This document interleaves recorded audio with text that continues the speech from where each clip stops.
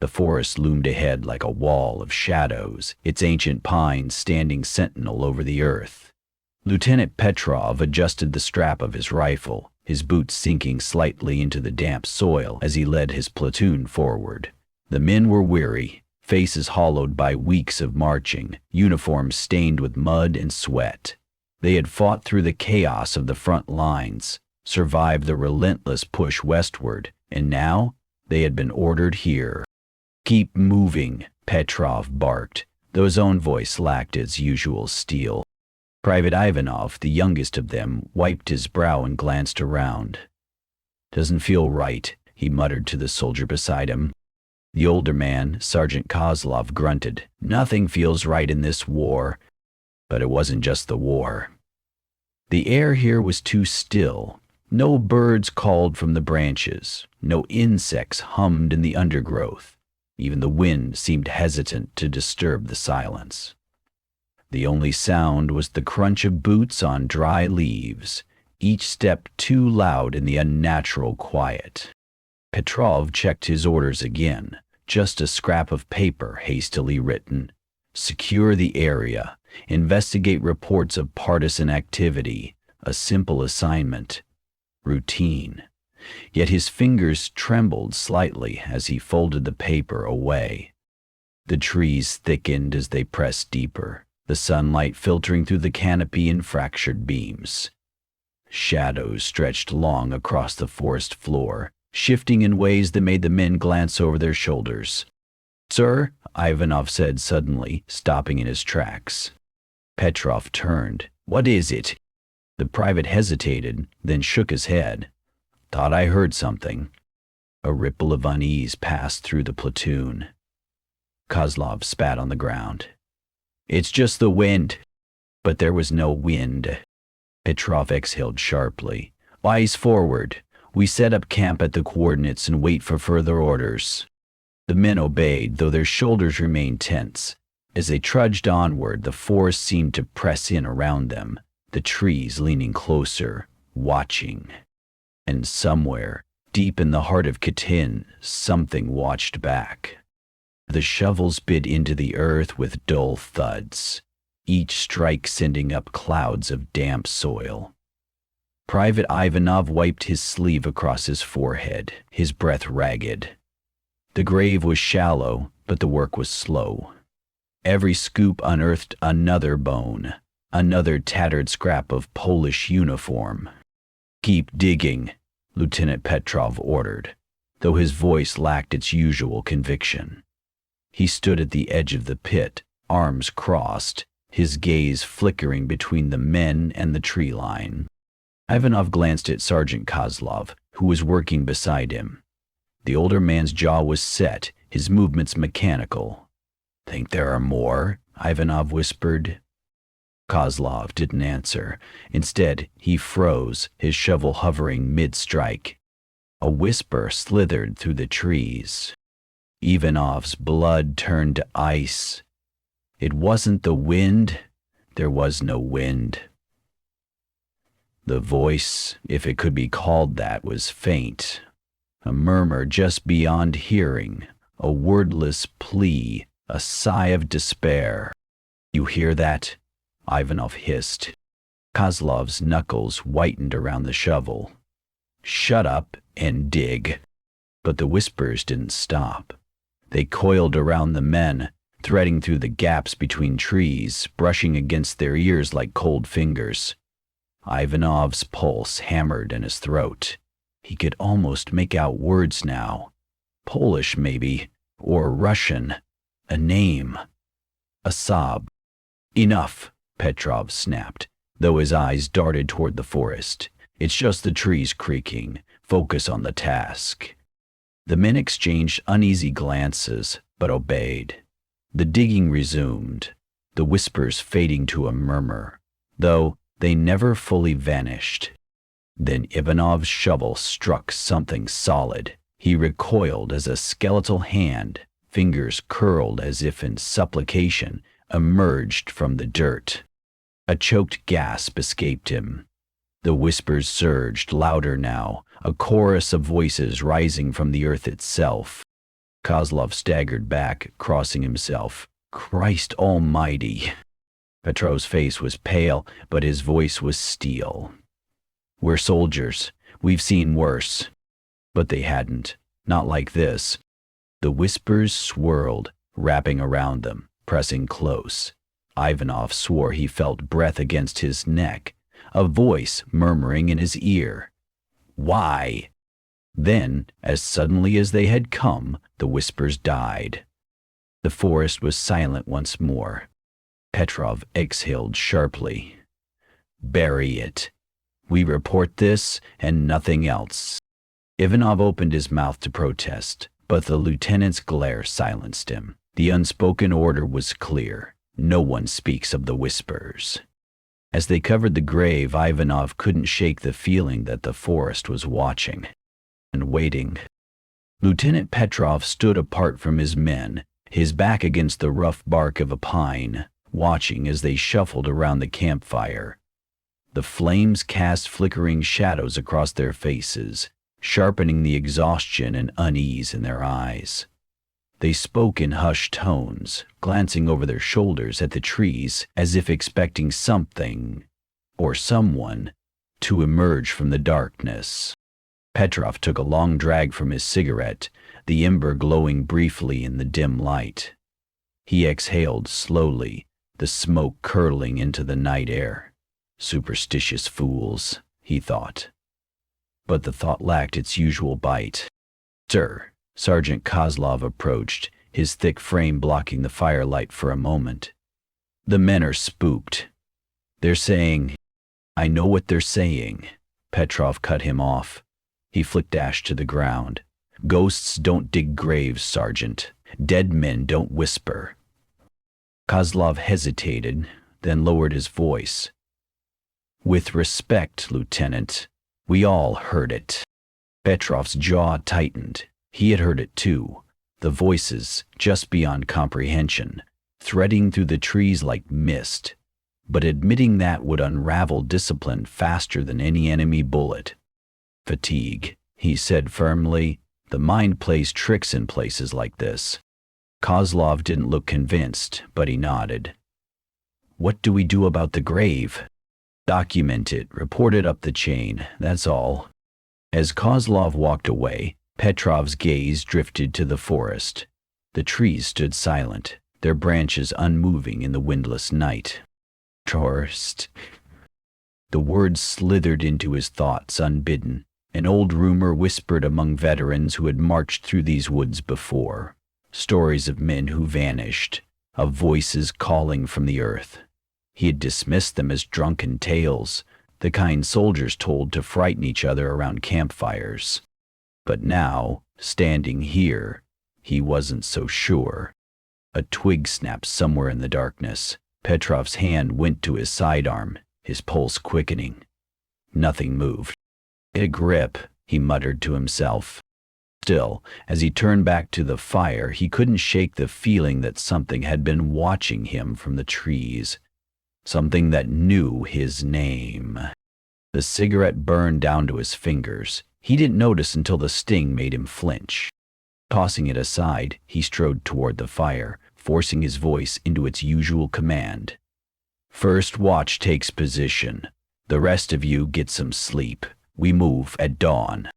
The men obeyed, but their eyes lingered on the forest. And, as Petrov settled against his pack, staring into the flames, he wondered if dawn would ever come. The fire had dwindled to embers, casting only a feeble glow over the camp. Private Ivanov shifted his weight, the damp chill of the forest floor seeping through his boots.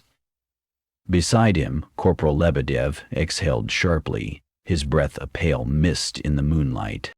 Quiet tonight, Lebedev muttered, though his fingers tapped restlessly against his rifle. Ivanov nodded, but his eyes never left the tree line. The darkness between the pines seemed thicker here, as if the shadows had weight. Too quiet. A gust of wind rustled the branches overhead, and for a moment Ivanov thought he heard something else. A murmur, just beneath the sound of the leaves. He stiffened. Lebedev glanced at him. What? Nothing, Ivanov lied, though his knuckles whitened around his rifle. The wind died. The silence returned, heavier than before. Then, movement.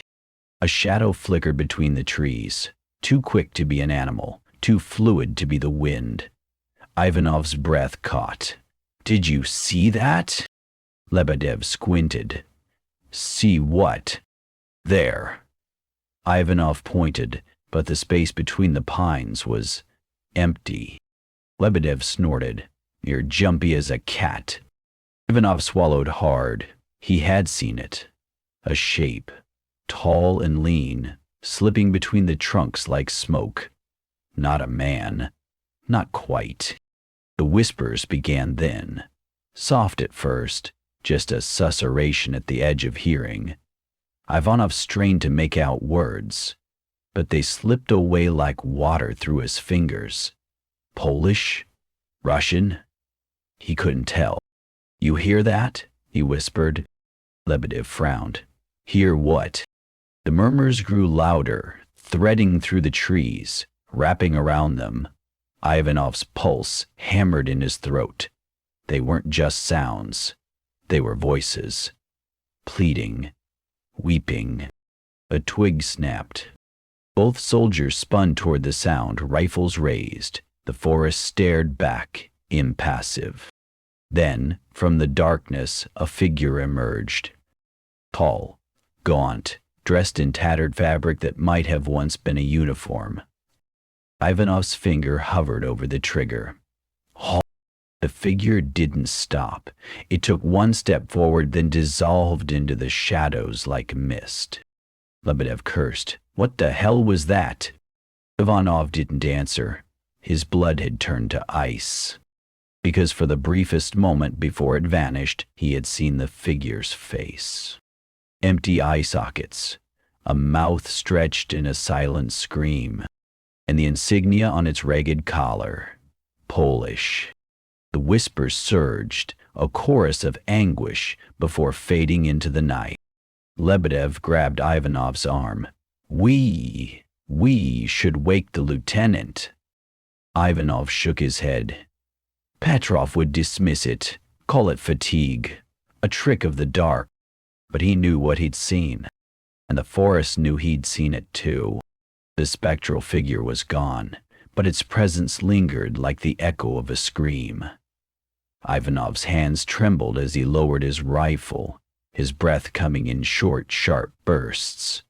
Beside him, Lebedev muttered curses under his breath, his eyes darting between the trees. You saw it too, Ivanov whispered. It wasn't a question. Lebedev wiped his mouth with the back of his hand. I saw something. The admission hung between them, heavy with implication. Neither wanted to say it aloud. What they had witnessed defied reason. The forest was supposed to be empty. The dead were supposed to stay buried. A gust of wind slithered through the branches, carrying with it the faintest whisper. Prose. Ivanov flinched. You heard that? Lebedev's face paled. Heard what? The plea had been clear. A single word. Polish. Begging. Please. Ivanov swallowed hard. Nothing. Just the wind. Lebedev exhaled sharply, though his fingers still dug into the stock of his rifle. We should report this. And say what? Ivanov hissed. That we saw a ghost? Petrov will have us digging latrines until winter. Lebedev hesitated, then nodded reluctantly, but his eyes kept flicking back to the spot where the figure had vanished. Then what do we do? Ivanov forced his breathing to steady. We finish the watch. We say nothing. The words tasted like cowardice, but the alternative, admitting what they'd seen, felt like madness. The rest of the watch passed in tense silence. The forest remained still, the shadows motionless. But Ivanov couldn't shake the feeling of being watched. When their shift ended, they woke the next pair of sentries with terse nods and retreated to their bedrolls. Lebedev collapsed into sleep almost immediately, his exhaustion outweighing his fear. But Ivanov lay awake, staring at the canopy of branches overhead. The figure's hollow eyes haunted him. The whispers coiled in his ears. And worse, the creeping certainty that whatever was in the forest knew he had seen it. Knew, and was waiting. He turned his face into the rough fabric of his pack, biting back a scream.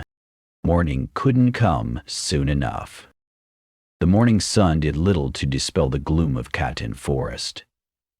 Lieutenant Petrov stood at the edge of a freshly uncovered pit, his stomach churning as the platoon's shovels revealed the truth beneath the soil. Bones, not just scattered remains, but layers of them. Skulls, rib cages, femurs, all tangled together in a grotesque embrace. The stench of decay had long since faded, but the weight of death clung to the air like a pall. Private Ivanov wiped sweat from his brow, his face ashen. "There must be dozens," he muttered. "More," Sergeant Kozlov corrected grimly, his shovel striking another skull. The hollow thunk echoed through the clearing. Petrov clenched his jaw. This was no battlefield burial. The bodies had been dumped, one atop the other, without care or ceremony. Some still wore fragments of Polish uniforms. Others bore the unmistakable marks of execution, bullet holes in the backs of their skulls. A cold knot tightened in Petrov's chest. He had heard rumors, of course, whispers of purges, of entire units vanishing into the night. But seeing it, unearthing it, was different. Sir. Ivanov's voice was strained. He pointed to a skeletal hand jutting from the dirt. The fingers were curled around a rusted medallion. A Catholic rosary. Petrov exhaled sharply. "Keep digging." The men obeyed, though their movements grew slower, their faces drawn. Each new discovery seemed to sap their strength. A child's toy, a wedding ring, a diary, its pages rotted to pulp. Of them, not the whispers of the night before, but the murmurs of his own men as they worked. "This isn't right," one soldier muttered. "They were prisoners," another replied. "Executed. By who?" The question hung in the air, unanswered. Petrov knew the implications. The Polish officers had been in Soviet custody before they disappeared. "Enough talk," he snapped. "Focus on the task." But the damage was done. The men exchanged glances, their loyalty warring with the horror at their feet. A gust of wind stirred the trees, carrying with it the faintest echo of a plea. "Disclose ago." "Why?" Ivanov froze, his shovel slipping from his grip. "You heard that?" No one answered. No one needed to. Petrov's hands curled into fists. He had seen death before, had dealt it himself, but this was different. This was slaughter, and the forest knew it. The whispers returned, not as scattered murmurs, but as a chorus, rising from the earth itself. Words in Polish, in Russian, overlapping in a cacophony of grief and accusation. "Murderers, liars, remember us." Petrov's vision blurred. For a fleeting moment, he saw them, not bones, but men, their faces gaunt, their eyes hollow, their mouths moving in silent screams. Then the vision passed, leaving him gasping. "Sir?" Kozlov's hand was on his shoulder, steadying him. Petrov shook him off. "We're done here. Cover it up." The sergeant hesitated. "The report." "We'll say we found nothing." Petrov's voice was steel. "This never happened." The men exchanged uneasy glances but obeyed, shoveling dirt back over the dead. The whispers faded as the grave was sealed. but the weight of them lingered. As the platoon retreated to camp, Ivanov lingered, staring at the disturbed earth. "They're still here," he whispered. No one argued. The forest had claimed its secrets once more. But the dead were not done with them yet. The whispers no longer hid in the wind. They slithered between the tents at night, threading through the canvas like smoke. They curled around the soldiers' ears, insistent, hungry. No longer fragmented murmurs, but words, clear, desperate, and damning. "Pomazneum, Mercy, please. Why did you do this?" Private Ivanov lay rigid in his bedroll, fists clenched at his sides, his breath shallow. The pleas were in Polish, in Russian, some even in dialects he didn't recognize. But their meaning was unmistakable. They were the voices of the dead, and they were angry. A choked gasp came from the tent beside him. Corporal Lebedev bolted upright, his face slick with sweat. "Who's there?" he hissed into the dark. No answer, only the whispers, coiling tighter. Ivanov sat up slowly. "You hear them too?" Lebedev's eyes were wild. "They're saying my name." A cold finger traced Ivanov's spine, because he had heard it too. His own name whispered like a curse, like a plea. "Ivanov," he shuddered. "Don't answer them." But the whispers grew louder, more insistent. They weren't just in the air now. They were inside his skull, scraping against his thoughts. "You left us to rot. Look at what they made you do. You know the truth." Ivanov clamped his hands over his ears, but it did nothing. The voices weren't coming from outside. They were rising from his own memories, from the mass grave, from the hollow-eyed specter in the trees, from the weight of complicity pressing down on him. Across the camp, a scream tore through the night. Ivanov and Lebedev scrambled out of their tent. A soldier, Private Markov, was on his knees, clawing at his own face. "Get out of my head," he sobbed. Lieutenant Petrov emerged from his tent, revolver in hand. "What the hell is going on?" Markov rocked back and forth, his voice breaking. "They won't stop. They're everywhere." Petrov grabbed him by the collar. "Who is?" Markov's reply was a whisper. "The ones we buried." A hush fell over the camp. The wind died. Even the trees seemed to hold their breath. Then, from the darkness beyond the firelight, a single word echoed. "Petrov." The lieutenant stiffened. His name had not been spoken by any of his men. It had come from the forest. The whispers surged, a tidal wave of sound, voices overlapping, weeping, screaming, names, dates, accusations. April 1940. "You covered it up. You let them kill us." Petrov's revolver trembled in his grip. "Enough!" he roared.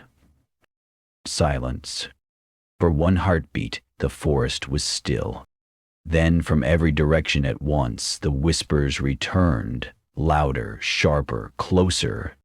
"You cannot silence us." Markov let out a strangled cry and bolted into the trees. "Stop him!"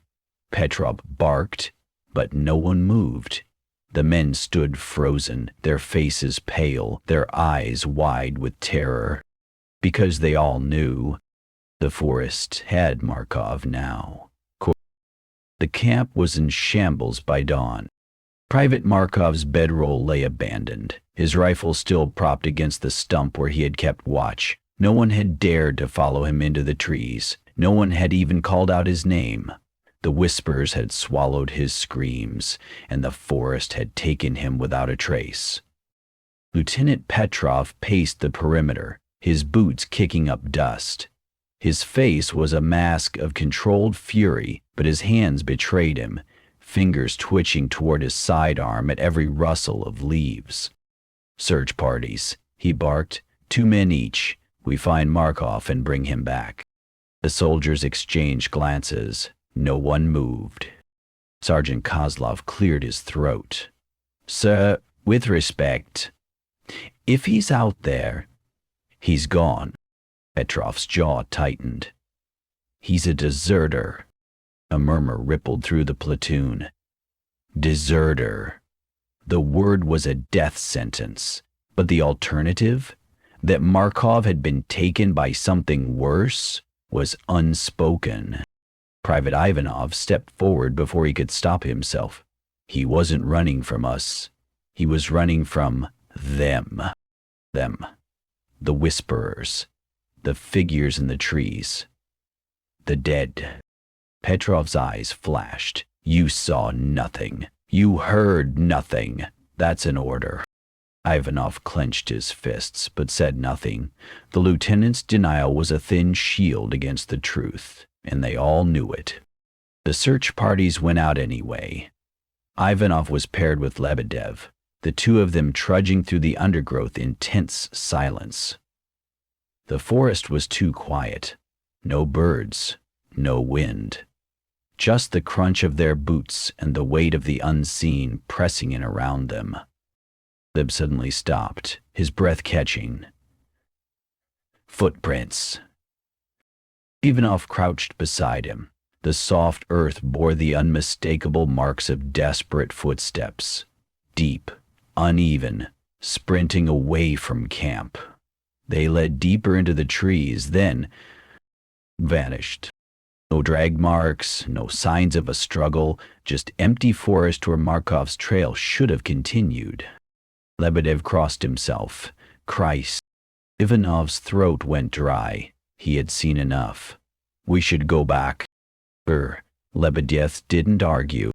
By the time they returned, the other search parties had already regrouped. No one had found Markov. No one had even heard a whisper. As the men gathered around the dying fire, a new sound cut through the silence, a choked sob. Private Sokolov, the youngest after Ivanov, was hunched over his knees, his shoulders shaking. "I can't do this," he whispered. "I can't." Petrov's voice was ice. "Pull yourself together, soldier." Sokolov looked up, his face streaked with tears. "They're in my head, sir. They won't stop." No one asked who they were. Petrov opened his mouth to reprimand, to threaten. But before he could speak, Sokolov bolted. Not toward the forest, toward the supply tent. The men barely had time to react before Sokolov emerged, a pistol clutched in his trembling hands. Lebedev lunged. "Don't!" The shot rang out, sharp and final. Sokolov crumpled, the pistol slipping from his fingers. Silence. Then, whispers. Louder now, closer. "One last liar. He couldn't bear the weight. You're next." Petrov's face was ashen, but his voice was steel. "Bury him, now." No one moved.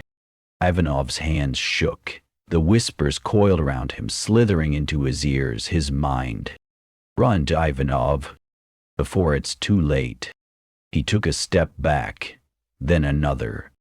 No one noticed. No one tried to stop him as he turned and fled into the trees.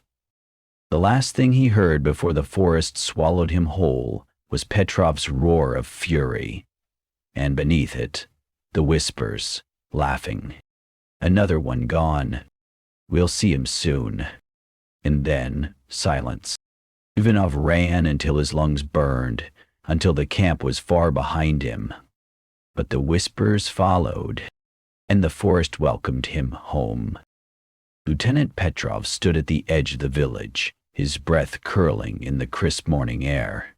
The wooden huts leaned together like old men sharing secrets, their thatched roofs sagging under the weight of years. Smoke drifted from chimneys, but the scent of burning pine did nothing to mask the tension in the air. The villagers had watched his approach with wary eyes before retreating indoors. Only the elder remained, seated on a rough-hewn bench outside his home, his gnarled hands resting on his knees. Petrov adjusted his cap and stepped forward. "You are the headman?" The elder nodded slowly. His face was a map of wrinkles, his eyes clouded but sharp. "I am." His voice was like dry leaves. "You are the one they sent to the forest." It wasn't a question. Petrov's jaw tightened. "We're conducting an investigation. I need information." The elder exhaled through his nose, a sound that might have been a laugh or a sigh. "You have found the graves." Again, not a question. Petrov studied the old man. "You knew they were there." "Everyone knows." The elder's gaze flicked toward the tree line, barely visible beyond the village. "The forest does not forget." A chill prickled the back of Petrov's neck. He forced his voice steady. "What do you know about what happened there?" The elder's fingers twitched against his knees. "Ask your own people, soldier. They are the ones who put the bodies in the ground." Petrov's stomach knotted. He had suspected, of course, the uniforms, the execution wounds, but hearing it confirmed so casually sent a jolt through him. "You saw it?" The elder's eyes darkened. "No one saw, but we heard.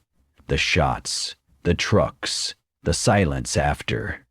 He leaned forward slightly. "And the whispers." Petrov's pulse quickened. "What whispers?" The elder's lips thinned. "You have heard them yourself, yes? The voices in the trees? The ones that know your name?" Petrov's hand drifted toward his sidearm, a reflex. "Superstition." The elder chuckled, a dry, rattling sound. "Tell yourself that, if it helps you sleep. But you do not sleep, do you? Not since you came to Katyn." Petrov's fingers curled into a fist. The old man was right. He hadn't slept properly in days. Every time he closed his eyes, the whispers slithered in. The elder pushed himself up from the bench with a grunt. "Leave this place, soldier. Take your men and go. The forest is not yours. It belongs to them now." The whispering shades. The elder spat into the dirt, as if the words left a bad taste. "The dead who do not rest, the ones who wait." Petrov scoffed, but the sound lacked conviction. "Ghost stories." The elder's gaze pinned him. "Then why are you here?" Petrov had no answer. The elder turned toward his hut, his voice fading as he walked away. "Go home, Lieutenant, before the forest decides to keep you too." The door creaked shut behind him, leaving Petrov alone in the empty street. The wind picked up, carrying with it the faintest murmur. Petrov, he spun, hand on his revolver. But the village was silent, and in the distance the trees of Katyn swayed, as if beckoning. Lieutenant Petrov walked back toward the forest with slow, deliberate steps, his mind a storm of contradictions. The elder's words clung to him like cobwebs. The whispering shades, the dead who do not rest, superstitious nonsense. And yet, he had heard the voices himself, seen the way his men trembled at shadows. Markov was gone. Sokolov was dead. Ivanov had vanished into the trees like smoke. Petrov clenched his fists. There had to be a rational explanation. Battle fatigue, mass hysteria, the stress of unearthing the massacre playing tricks on their minds. But the whispers knew things. Paper 144. You covered it up. He stopped at the edge of the tree line, staring into the gloom. The forest seemed to exhale, the branches shifting as if in invitation. "Come," the wind murmured. "See for yourself." Petrov's fingers brushed the butt of his revolver. He wasn't some green recruit spooked by campfire tales. He was a soldier, a man of logic. Still, he hesitated. A rustle in the undergrowth made him tense. A hare darted across the path, its eyes wide with fear, not of him, of something deeper in the woods. Petrov exhaled sharply. Enough of this. He turned on his heel and strode back toward camp, his boots kicking up dirt. The elder's warnings were just the ramblings of an old man who'd lived too long in isolation. The sooner his platoon finished their assignment, the sooner they could leave this cursed place behind. But as he walked, the whispers followed. Laya, Alward, you know what you saw. Petrov quickened his pace.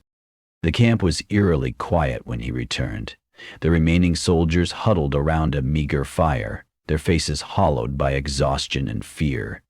Sergeant Kozlov stood as Petrov approached, his expression grim. Sir, we found Ivanov's pack. Petrov's stomach dropped. Where? Half a mile east, near the river. Kozlov hesitated. It was torn apart. Like something dragged him into the water. A murmur rippled through the men. Petrov silenced them with a glare. Probably fell in and drowned. The current's strong there. Kozlov's jaw tightened. His footprints stopped 10 feet from the bank, sir. No drag marks, just gone. Petrov's skin prickled. He could feel the men's eyes on him, waiting for an explanation he didn't have. Enough, he snapped. We're soldiers, not children scared of the dark. Tomorrow, we finish cataloging the graves and report back to command. That's all. The men didn't respond. Their silence was louder than any protest. Petrov retreated to his tent, the whispers slithering after him. Running won't save you. The truth always surfaces. He poured himself a measure of vodka, the liquid burning his throat as he swallowed. The elder's words echoed in his skull. The forest belongs to them now. Ridiculous. And yet, he had seen the mass graves, heard the voices, watched his men unravel. Petrov drained the glass and set it down with a thud. There were no such things as ghosts. But as the wind sighed through the canvas of his tent, he couldn't shake the feeling that something was standing just outside, waiting, listening, and smiling. The scream tore through the camp just before dawn. Lieutenant Petrov was on his feet before his mind fully registered the sound, revolver in hand, heart hammering against his ribs. He burst from his tent to find the remaining soldiers clustered around one of the bedrolls, their faces pale in the dim light. Move! Petrov barked, shoving through them. Then he saw it. Private Yashin lay rigid on the ground, his back arched unnaturally, fingers clawed into the dirt. His eyes were wide open, too wide, the whites visible all around the pupils. His mouth was stretched in a silent scream, lips pulled back from his teeth in a rictus of terror. Petrov crouched beside him, pressing 2 fingers to the man's throat. No pulse. The skin was cold. Dead, he muttered. Sergeant Kozlov exhaled sharply. But how? He was fine at watch change. Petrov didn't answer. He studied Yashin's body. No wounds, no blood, no signs of struggle. Just that frozen expression, as if he had seen something so horrifying his heart had simply stopped. A murmur rippled through the men. Ghosts, someone whispered. Petrov's head snapped up. Shut your mouth. But the damage was done. The soldiers exchanged glances, their fear palpable. One of them, Private Gromov, made the sign of the cross. Kozlov knelt beside Petrov, his voice low. Sir, we need to... Quiet. Petrov held up a hand. Because he had heard it too. A whisper. Not from the men, not from the trees, from Yashin's lips. The corpse's jaw moved, just slightly, the sound barely more than a breath. "They're coming." Petrov recoiled. The men behind him gasped, stumbling back. Then, silence. Yashin's body lay still, the whisper gone as if it had never been. Petrov's hands trembled. He clenched them into fists. "Burn the body." Kozlov blinked. "Sir, you heard me. Now." The sergeant hesitated, then nodded. The men moved like sleepwalkers, gathering wood, stacking it with mechanical precision. No one spoke. No one dared. As the flames consumed Yashin's body, Petrov stood apart, his back rigid. The smoke curled into the morning sky, thick and black. And beneath the crackle of the fire, the whispers returned. Burst to him, the new, one by one. Petrov turned his face away, but the words followed him, slithering into his ears, his mind. The first death had come, and the forest was just getting started. The fire had burned low, its embers casting flickering shadows across the faces of the remaining soldiers. Ivanov tightened his grip on his rifle, his knuckles white.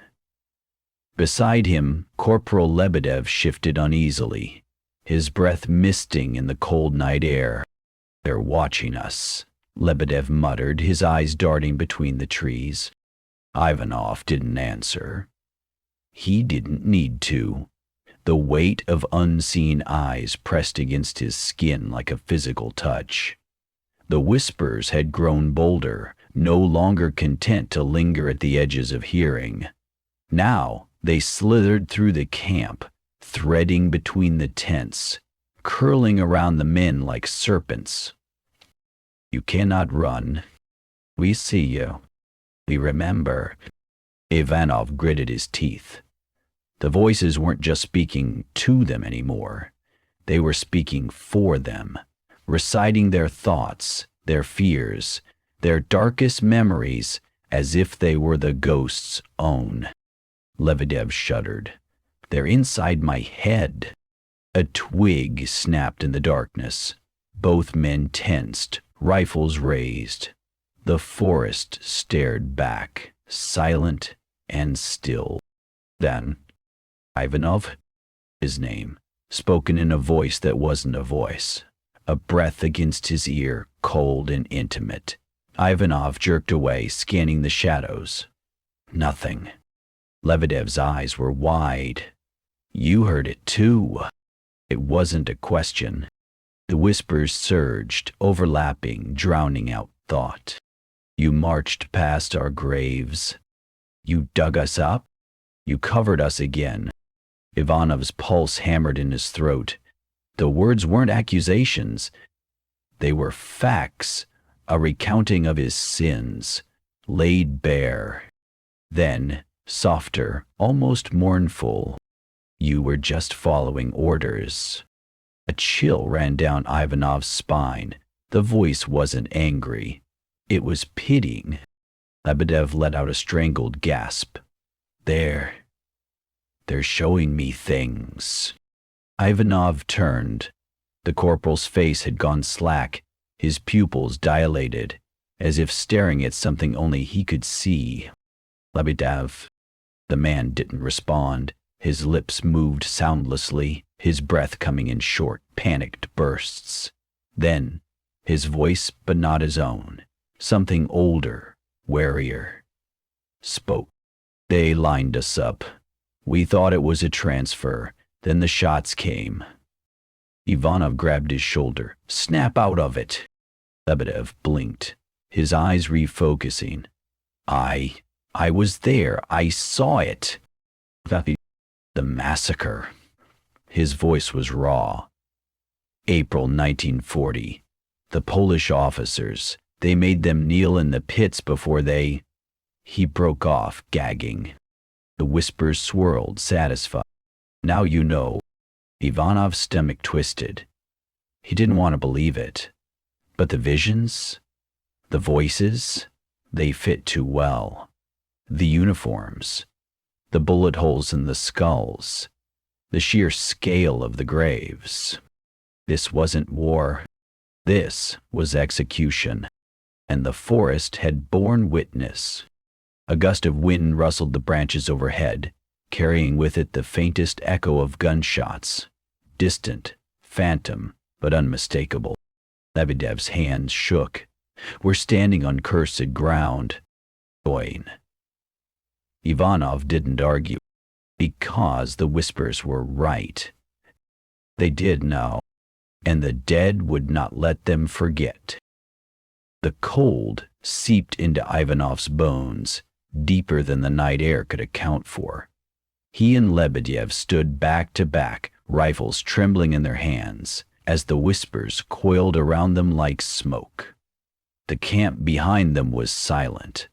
No snores from sleeping men, no crackle of the dying fire. Just the oppressive weight of the forest's gaze. Then, a hand, pale as moonlight, fingers skeletal and tipped with dirt-caked nails, settled on Ivanov's shoulder. The touch burned like ice. Ivanov screamed. The sound ripped through the stillness, raw and primal. He whirled, swinging his rifle like a club, but the space behind him was empty. Lebedev stumbled back, eyes wild. What? What did you see? Ivanov's breath came in ragged gasps. His shoulder ached where the hand had touched him, the skin beneath his uniform prickling as if frostbitten. It grabbed me. Shouts erupted from the camp as the platoon scrambled awake, boots pounding the earth, lanterns flaring to life. Lieutenant Petrov burst through the gathering men, revolver drawn. Report. Lebedev pointed at Ivanov, his voice shaking. Something touched him. A hand. Petrov's gaze swept the tree line, his jaw tight. Where? Ivanov swallowed hard, his throat dry. Gone now, but it was real. The soldiers exchanged glances, their faces pale in the lantern light. No one spoke. No one needed to. The fear in their eyes said everything. They believed him. Petrov holstered his revolver with deliberate slowness. You're exhausted, seeing things. Ivanov's hands clenched into fists. It wasn't in my head. Ask Lebedev. The corporal hesitated, then nodded. I didn't see it, but I believe him. A murmur rippled through the men. Petrov's eyes flashed. Enough. Back to your posts, now. The soldiers obeyed, though their steps were slow, their eyes darting into the shadows. Only when they had dispersed did Petrov step closer, his voice dropping to a whisper. Listen to me, Private. You keep your mouth shut about this. The men are on the edge as it is. One more ghost story, and I'll have a mutiny on my hands. Ivanov opened his mouth to argue, but the lieutenant's expression silenced him. There was fear there, real, raw fear, beneath the anger. Petrov turned on his heel and stalked away, leaving Ivanov and Lebedev alone in the flickering lantern light. The whispers returned, softer now, almost mocking. He doesn't want to believe, but he will. They all will. Lebedev exhaled shakily. What do we do? Ilanin stared at the spot where the hand had touched him. The ground was undisturbed, no footprints, no marks, but the cold lingered in his bones. We survive until dawn, he muttered. But as the darkness pressed in around them, Ivanov couldn't shake the feeling that dawn might never come. And worse, that something was standing just beyond the light, waiting, and watching, and smiling. Dawn did little to dispel the unease that clung to the camp like a shroud. The men moved sluggishly, their eyes hollow from lack of sleep, their movements stiff with tension. Lieutenant Petrov stood at the center of the clearing, his back rigid, surveying the remnants of his platoon. 12 left. 12 out of 20. The rest were dead, missing, or worse. Sergeant Kozlov approached, his face grim. The men won't last another night, sir. Petrov's jaw tightened. They'll last as long as they're ordered to. Kozlov hesitated, then lowered his voice. They're talking, Lieutenant. About leaving. Petrov's hand twitched toward his sidearm. Desertion is punishable by firing squad. They know. Kozlov's gaze flicked toward the tree line. But they'd rather take their chances with a bullet than with whatever's out there. A murmur rose from the gathered soldiers. Petrov turned to face them, his voice sharp. We are soldiers of the Red Army. We do not abandon our posts because of shadows and whispers. Private Gromov stepped forward, his hands shaking. Shadows don't kill men in their sleep, sir. Shadows don't make corpses speak. The others muttered in agreement. Petrov's pulse pounded in his temples. He could see it in their eyes. The fear had eroded discipline, leaving only raw survival instinct. Listen to me, he said, forcing his voice steady. We have orders. We finish cataloging the graves, report to command, and then we leave. Not before. Corporal Lebedev shook his head. By then, there won't be any of us left to leave. The words hung in the air, heavy with truth. Petrov's grip on his revolver tightened. He could force them to stay at gunpoint, but that would only hasten the mutiny. Then, a whisper, so soft it might have been the wind. Run. The men froze. It hadn't come from the forest. It had come from behind them. Slowly, they turned. Private Yashin's body, burned to ash hours before, lay scattered near the remnants of the pyre. But the voice had been unmistakably his. Run while you still can. Pandemonium erupted. Soldiers bolted for their packs, for their rifles, for the narrow path leading out of the forest. Petrov's shouts went unheard over the chaos. Kozlov grabbed two men by their collars, but they twisted free, their eyes wild. Stand down, Petrov roared, firing his revolver into the air. The shot echoed through the trees, but no one stopped. Gromov was the first to break for the tree line, his boots kicking up dirt as he sprinted. Others followed, their fear outweighing any loyalty to orders. Petrov's breath came in sharp gasps. His platoon was unraveling before his eyes. Death. A scream. Gromov's. The private staggered to a halt just beyond the first row of trees, his body jerking as if pulled by invisible strings. His mouth opened in a silent scream, his arms flailing at something only he could see. The fleeing soldiers skidded to a stop, their faces pale. Gromov's head snapped toward them, his eyes wide, his voice a guttural rasp. Don't come any closer. Then he was yanked backward into the shadows, his outstretched fingers vanishing into the dark. Silence. The remaining men stumbled back, their breaths ragged. Petrov's revolver trembled in his hand. The whispers returned, a chorus of voices rising from the earth itself. You cannot leave. We won't let you. Stay, stay and remember. Kozlov turned to Petrov, his face ashen. Sir, what do we do? Petrov had no answer, because the force had made its decision. No one was leaving Katyn alive. Lieutenant Petrov stood at the edge of the camp, watching the dirt road that wound through the trees. The sun hung low in the sky, casting long shadows that seemed to stretch toward him like grasping fingers. Behind him, the remaining soldiers huddled in silence, their eyes hollow, their shoulders slumped. The mutiny had failed. The forest had claimed another. A distant figure emerged from the tree line, a black-robed priest, his silver cross glinting in the fading light. The man moved slowly as if each step pained him, his head bowed beneath the weight of an unseen burden. Petrov straightened. Father Dmitri? The priest looked up, his face lined with exhaustion. Lieutenant. His voice was rough, like gravel. You summoned me to a cursed place. Petrov's jaw tightened. My men are dying. I need this ground blessed. Father Dmitri's gaze swept over the camp, the makeshift graves, the haunted faces of the soldiers. His lips moved in silent prayer before he spoke again. You have disturbed the dead. It wasn't a question.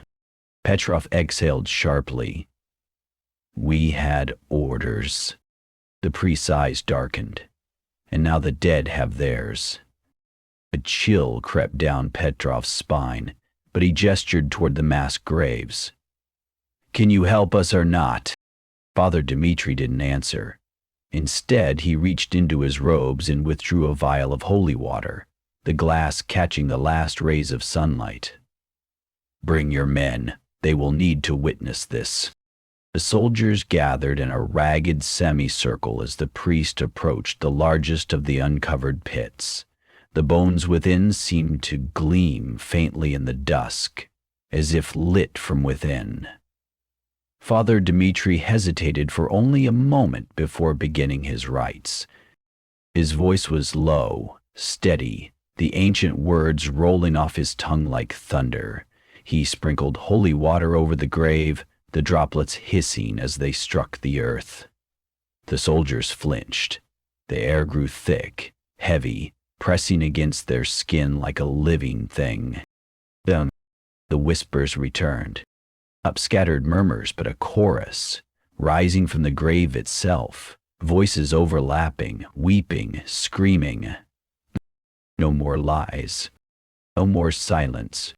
Father Dmitri's hand trembled, but he did not stop. He raised his cross high, his voice rising to a shout as he commanded the spirits to rest. For a heartbeat, the forest held its breath. Then, a gust of wind erupted from the grave, scattering dirt and bones like leaves. The cross in the priest's hand blackened, the metal twisting as if scorched by invisible flame. Father Dmitri staggered back, his face ashen. The whispers surged, a tidal wave of sound. We will not be silenced. The soldiers recoiled. Petrov's hand flew to his revolver, though he knew it was useless. Father Dmitri turned to him, his expression grim. You cannot bless this ground, Lieutenant. It is not unholy. It is angry. Petrov's pulse pounded in his ears. What does that mean? The priest shook his head, already backing away. It means the dead do not want peace. They want justice. With that, he turned and strode toward the road, his robes flapping like the wings of a crow. Petrov called after him, You can't just leave. Father Dmitri did not look back. I advise you to do the same, Lieutenant, while you still can. Then he was gone, swallowed by the trees. The soldiers stood frozen, their faces pale. The whispers coiled around them, softer now, almost mocking. No priest can save you. No prayers can hide the truth. Petrov's hands clenched into fists. He had run out of options, and the forest was waiting. The campfire had burned down to embers, its glow barely enough to push back the suffocating darkness. Ivanov sat with his back against a rotting log, rifle across his lap, his fingers twitching at every rustle of leaves. The priest's failed blessing had shattered what little hope remained. The men no longer spoke. They barely even looked at each other. Their eyes were hollow, their faces gaunt, as if the forest had already begun to consume them from within. Across the fire, Lebedev shifted, his breath visible in the cold air. They are getting closer. Ivanov didn't need to ask who they were. The whispers had become a constant presence, threading through the trees, curling around their thoughts like smoke. But now, something had changed. The voices no longer stayed at the edges of the camp. They slithered between the tents, brushed against the backs of their necks, lingered just beyond the firelight. And the figures, Ivanov shuddered. The figures were no longer fleeting shadows. They stood at the tree line, motionless, watching. Dozens of them, Polish uniforms, Soviet uniforms, some in civilian clothes, their faces gaunt, their eyes hollow. They did not speak, they did not move, they simply watched. Lebedev's voice cracked. "Do you see them?" Ivanov nodded, his throat too tight to speak. Because he didn't just see them, he recognized them. The Polish officer whose grave they had first uncovered, the one with the rusted medallion. The young Soviet private who had vanished on watch, his footprints ending abruptly in the dirt. Even Yashin, his mouth still stretched in that silent scream. They were all there, waiting. A twig snapped. Ivanov's head jerked toward the sound. One of the figures had stepped forward. A woman. Her dress was tattered, her dark hair matted with dirt. She cradled something in her arms, a bundle of rags that might have once been a child. Her lips moved, but no sound came out. Then, promise me, help me. The whisper wasn't in Ivanov's ears. It was inside his skull, scraping against his thoughts. He gasped, clapping his hands over his head, but it did nothing. The voice wasn't coming from outside, it was rising from his own memories, from the guilt festering in his chest. Lebedev let out a choked sob. Make it stop. But Ivanov couldn't. The whispers surged, a chorus of voices overlapping, drowning out all other sound. A respond. You dug us up. You covered us again. The figures at the tree line took another step forward. Ivanov's breath came in ragged gasps, his vision blurred, the campfire flickering in and out of focus. The air grew thick, heavy, pressing against his skin like a physical weight. Then, a hand on his shoulder. Real, solid. Lieutenant Petrov stood over him, his face drawn, his eyes bloodshot. "Get up." Ivanov blinked. The figures were gone. The whispers had faded to a murmur. Petrov's grip tightened. "Now, private." Ivanov staggered to his feet, his legs trembling.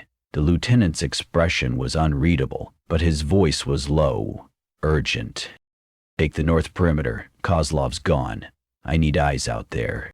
Ivanov's stomach dropped. "Gone?" Petrov didn't answer. He didn't need to. The forest had taken another, and it wasn't done yet. The trees loomed like specters in the moonlight, their branches clawing at the sky. Ivanov clutched his rifle tighter, his breath ragged in the suffocating silence. The north perimeter was the farthest edge of the camp, where the shadows seemed to breathe and the whispers slithered just beyond hearing. He should have been relieved to escape the lieutenant's hollow stare, the ashen faces of the remaining men. But out here, alone, the weight of the forest pressed against him like a living thing. Ivanov. His name curled around him, soft as a lover's sigh. He whirled, rifle raised, but the darkness was empty. "Come closer." The voice was different now, clearer, more insistent. It pulled at him like a hook in his ribs, drawing him toward the tree line. His boots moved without thought, crunching over frost-bitten leaves. A figure stood between the pines. Not a shadow, not a trick of the light. A man. His uniform was tattered, his face gaunt, but his eyes burned with a cold, knowing light. Polish insignia clung to his collar like a scar. "You see me now," the ghost murmured. "No more lies." Ivanov's hands trembled. "What do you want?" The ghost smiled, a grotesque stretching of lips over bone.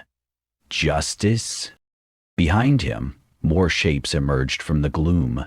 Soldiers, civilians, their faces twisted in silent agony. Their mouths moved in unison, their voices weaving into a single, terrible chorus.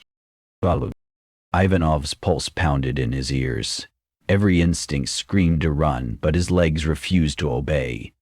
The ghosts beckoned, their skeletal fingers curling toward the heart of the forest. See what they did to us? The pull was unbearable, a current dragging him under. He took a step forward, then another. The campfire's glow faded behind him. The trees closed in, their branches tangling like grasping hands. The air grew thick with the stench of damp earth and rotting flesh. Somewhere, a voice, real, human, shouted his name. Petrov. But it was too late. The ghosts surrounded him now, their hollow eyes boring into his soul. The forest swallowed his screams as the earth beneath his feet gave way, and Ivanov vanished into the dark. The camp was in chaos when dawn broke. Lieutenant Petrov stood over Ivanov's abandoned rifle, his breath curling in the frigid morning air. The footprints told the story. Uneven, frantic steps leading to the tree line, then nothing. No drag marks, no signs of struggle. Just empty forest where the private should have been. Sergeant Kozlov's absence had been the first blow. Now Ivanov was gone too. Petrov's hands clenched into fists. Search the area, now! The remaining soldiers moved sluggishly, their faces hollow with exhaustion and fear. They combed the undergrowth, called Ivanov's name, but their voices lacked conviction. They already knew. Lebedev crouched near the last footprint, his fingers brushing the disturbed earth. "Sir, look at this." Petrov knelt beside him. The footprint was deep, as if Ivanov had been running, or being dragged. It pointed toward the largest of the mass graves, the one they had uncovered days before. Petrov's stomach twisted. "Follow them." The trail led deeper into the trees, the footprints growing more erratic, the spacing between them wider. Then, at the edge of the grave, they stopped. Just like Markov's. Just like Kozlov's. Lebedev swallowed hard. He didn't jump in. There's no marks in the dirt. Petrov didn't answer. His gaze was fixed on the grave. The earth had been disturbed again, not by shovels, but as if something had clawed its way out. A whisper slithered through the trees. "Looking for me?" Ivanov's voice. The soldiers spun, rifles raised, but the forest was empty. Then, a hand erupted from the grave. Pale, skeletal, clutching at the air. The men stumbled back, their shouts dying in their throats. The hand flexed, fingers curling, before vanishing back into the earth as suddenly as it had appeared. Silence. Petrov's breath came in sharp gasps. His revolver trembled in his grip, though he knew bullets were useless against whatever had taken Ivanov. Lebedev's voice was barely a whisper. "We have to leave, now." The other soldiers murmured in agreement, their eyes wild. Petrov wanted to argue, to bark orders, to remind them of their duty. But the words died on his lips, because the whispers were back, louder now, more insistent. "They join us, see the truth." And beneath them, one voice stood out. Ivanov's. "Lieutenant, it's so cold down here." Petrov's vision blurred. The trees swayed, though there was no wind. The shadows stretched toward him, grasping. He took a step back, then another. The soldiers didn't wait for orders. They broke for the camp, their boots pounding the earth, their fear finally overriding discipline. Petrov was the last to move. As he turned away from the grave, he could have sworn he saw Ivanov's face staring up at him from the dirt, pale, pleading, his mouth stretched in a silent scream. Then the earth shifted, and the face was gone. The whispers followed Petrov all the way back to camp, and this time they were laughing. The camp was a graveyard of hollow-eyed men. Only 6 remained, including Petrov. The others were gone, vanished into the trees, dragged into the earth, or dead by their own hands. The whispers had won. Petrov sat alone by the dying fire, his revolver resting on his knee. The weight of command had long since crumbled into dust. His men no longer looked to him for orders. They barely looked at him at all. They simply waited, their faces slack with resignation, for the forest to claim them too. And the whispers. They were no longer just whispers. They were voices, clear, coherent, relentless. Petrov. His name slithered through the air, spoken in a dozen different tones, pleading, mocking, furious. He clenched his jaw, gripping the revolver tighter. You cannot ignore us forever. Petrov's hands trembled. He had tried. For days he had clung to reason, to duty, to the brittle shield of command, but the forest had worn him down, peeling away his resolve layer by layer. A shadow moved at the edge of the firelight. Petrov's head snapped up. A figure stood between the trees. Tall, gaunt, its uniform tattered but unmistakable. Polish insignia, hollow eyes. A mouth twisted in a silent scream. It was the same ghost Ivanov had described. The same one Petrov had denied. The figure lifted a skeletal hand and pointed at him. Petrov's breath hitched. I didn't. Liar. The word wasn't spoken aloud. It echoed inside his skull, scraping against his thoughts like a knife. Petrov staggered to his feet, his vision swimming. The ghost didn't move. It simply watched, its empty gaze boring into him. Then, more figures emerged from the darkness, dozens of them. Polish soldiers, Soviet deserters, civilians with pleading eyes. All the dead of Katyn, their faces frozen in the moment of their dying. They surrounded the camp, silent, waiting. Petrov's pulse roared in his ears. He raised the revolver, his finger hovering over the trigger. The ghost of the Polish officer smiled. Will you shoot us again, Lieutenant? Petrov's arm trembled. He couldn't breathe. The weight of their stares pressed against his chest, crushing, suffocating. Then, a whisper, soft as a sigh, right beside his ear. Look at what you've done. A hand, cold, solid, closed around his wrist. Petrov screamed. He wrenched free, stumbling back, the revolver slipping from his grasp. The ghosts didn't move. They didn't need to, because now he could see it all. The massacre, the pits, the bodies falling one by one, the earth shoveled over their faces. And the orders? Signed, sealed, approved. His hands weren't clean. None of theirs were. Petrov collapsed to his knees, his breath coming in ragged gasps.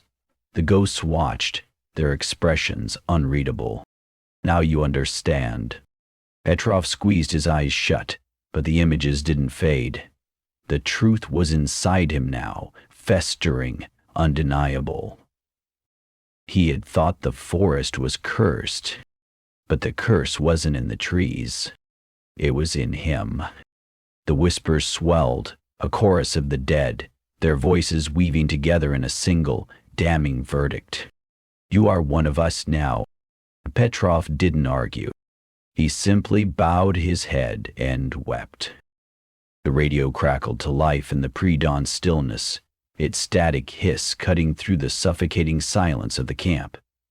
Lieutenant Petrov stared at the device, his fingers hovering over the dial.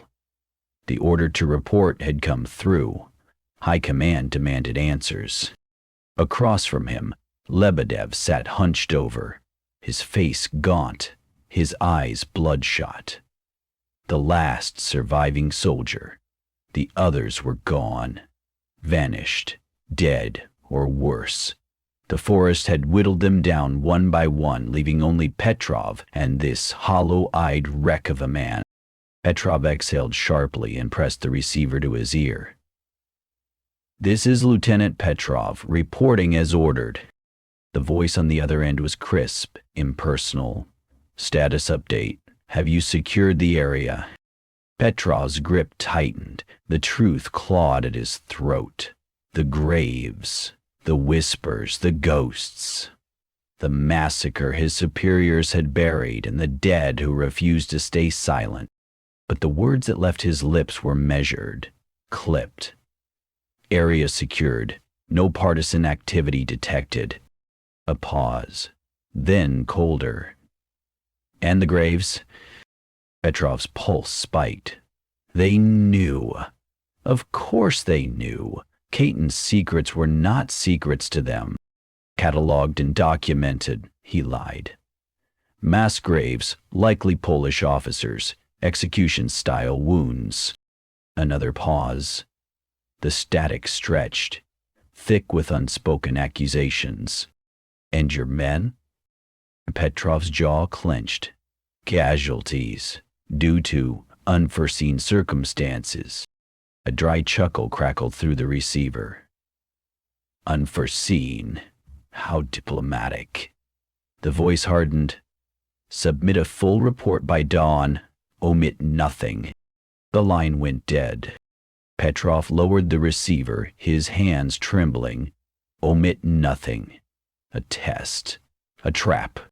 Lebedev let out a choked laugh. "Going to tell them about the ghosts, sir?"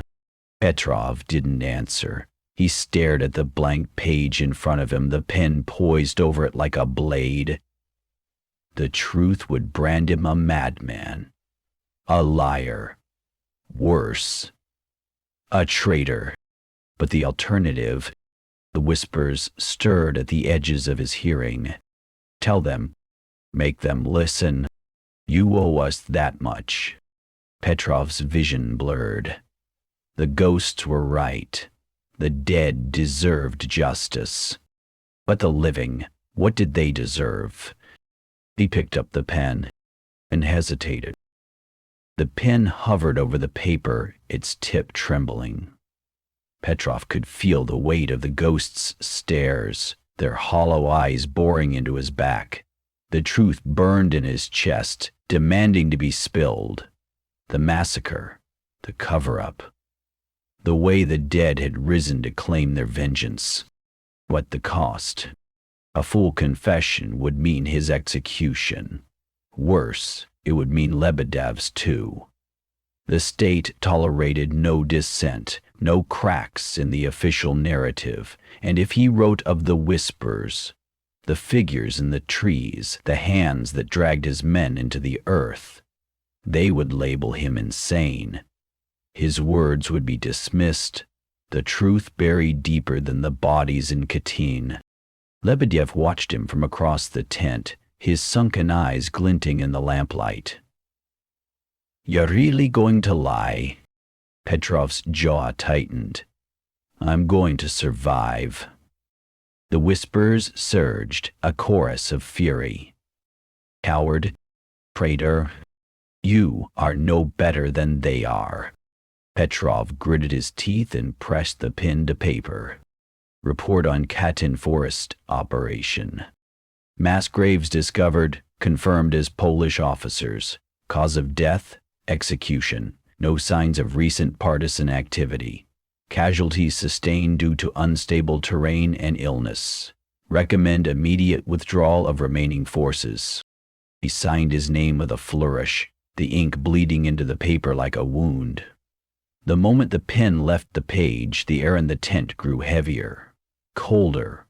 The whispers receded, but their absence was worse. A silence thick with condemnation. Lebedev exhaled sharply.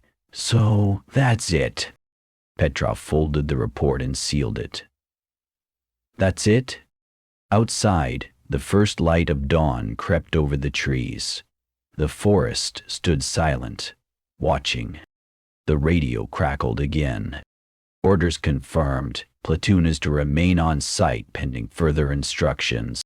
Petrov's blood turned ice. Lebedev let out a broken laugh. They're leaving us here.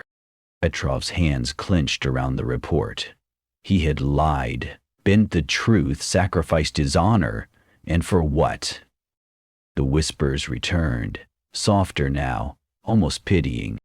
You should have told the truth. Now you will stay with us. Forever. Petrov closed his eyes. The forest had won, and the dead would not be silenced. The camp was a ruin of broken men and shattered resolve. Lieutenant Petrov stood at the edge of the firelight, his revolver heavy in his hand, his breath misting in the frigid air. Only he and Lebedev remained, the last survivors of a platoon that had marched into Katyn Forest 20 strong. Now the whispers had become screams, the shadows had become hands, and the dead had become relentless. Lebedev crouched by the dying fire, his rifle clutched to his chest like a child's toy. His eyes darted between the trees, his lips moving in silent prayer. They're coming, he murmured. They're all coming. Petrov didn't answer. He didn't need to.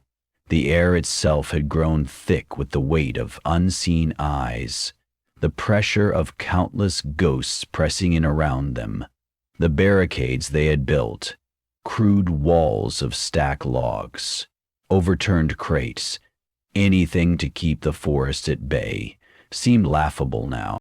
A gust of wind howled through the camp, extinguishing the last embers of the fire. Darkness swallowed them whole. Then the whispers erupted into shrieks. Not words anymore, not pleas or accusations, just sound, raw, anguish, deafening. Petrov clapped his hands over his ears, but it did nothing. The screams weren't in the air. They were inside his skull, tearing through his thoughts like shrapnel. Lebedev staggered to his feet, his face twisted in terror. They're here. Petrov spun, revolver raised. The tree line moved. Not the trees themselves, but the space between them. Shadows detaching from the darkness, stepping forward on skeletal limbs. Polish uniforms. Soviet uniforms. The tattered remnants of civilians. Dozens of them. Hundreds. Their hollow eyes gleamed in the moonlight, their mouths stretched in silent screams. At their forefront stood Ivanov. His face was pale, his uniform caked in dirt, his lips parted in a grotesque mimicry of speech. Lieutenant. The words slithered into Petrov's mind, bypassing his ears entirely. Lebedev let out a strangled cry and fired. The shot rang out, the muzzle flash illuminating the advancing horde for one horrifying second. Then darkness swallowed them again. Silence. Then laughter. Not human. Not even close. A chorus of guttural, mocking cackles that echoed through the trees, through the earth, through Petrov's very bones. Lebedev's rifle clattered to the ground. They didn't flinch. Petrov's finger tightened on the trigger, but he didn't fire. He knew it was useless. Bullets couldn't kill what was already dead. The ghosts advanced, their footsteps soundless, their forms flickering like candle flames in the wind. Ivanov reached out a hand, pale, rotting, the fingers ending in jagged bone. Join us. Petrov stepped back, his boots scraping against the dirt. Stay behind me, he hissed to Lebedev. The corporal didn't move. His eyes were fixed on Ivanov, his face slack with horrified recognition. He's not gone.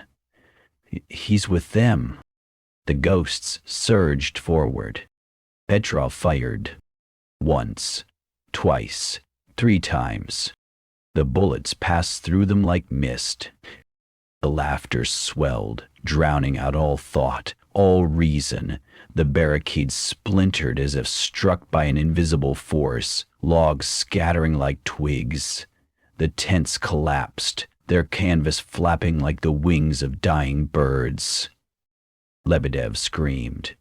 Petrov grabbed his arm and yanked him back, but it was too late. The ghosts were upon them. Old hands closed around Lebedev's limbs, dragging him into the writhing mass of shadows. His shrieks were cut short as the darkness swallowed him whole. Petrov stood alone, his revolver empty, his breath ragged. The ghosts turned toward him, their hollow eyes gleaming. Ivanov stepped forward, his mouth curling into a smile. "Last chance, Lieutenant." Petrov's hands shook. The forest held its breath, and the dead waited. The ghosts closed in, their skeletal fingers brushing the air like the legs of a spider descending its web. Petrov stood frozen, his empty revolver hanging at his side. The cold was unbearable now, not the chill of night, but something deeper, something that seeped into his marrow and whispered of the grave. Ivanov's ghost tilted its head, the movement too fluid, too wrong. "You should have run when you had the chance." Petrov's lips peeled back in a snarl. "I don't run." The ghosts laughed, the sound like dry leaves scraping stone. Then they lunged. Petrov swung the revolver like a club, but it passed through the first specter as if through smoke. A hand, solid as ice, closed around his wrist. Another gripped his shoulder. Fingers like iron dragged him down, down into the dirt.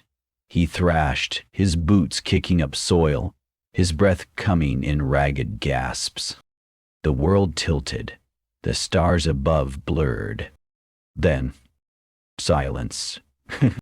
Petrov lay on his back, the forest floor pressing against him like a coffin lid. The ghosts loomed over him, their hollow eyes gleaming with something almost like pity. Even before, Ivanov whispered, and Petrov saw, not the camp, not the trees, but memory. April 1940. The pits.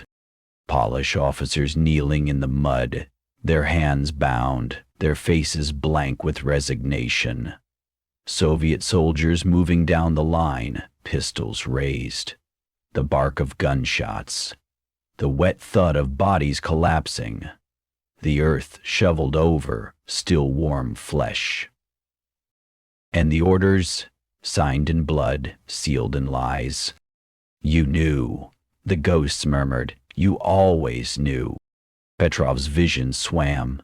The images shifted. His own men vanishing into the trees, dragged screaming into the dark.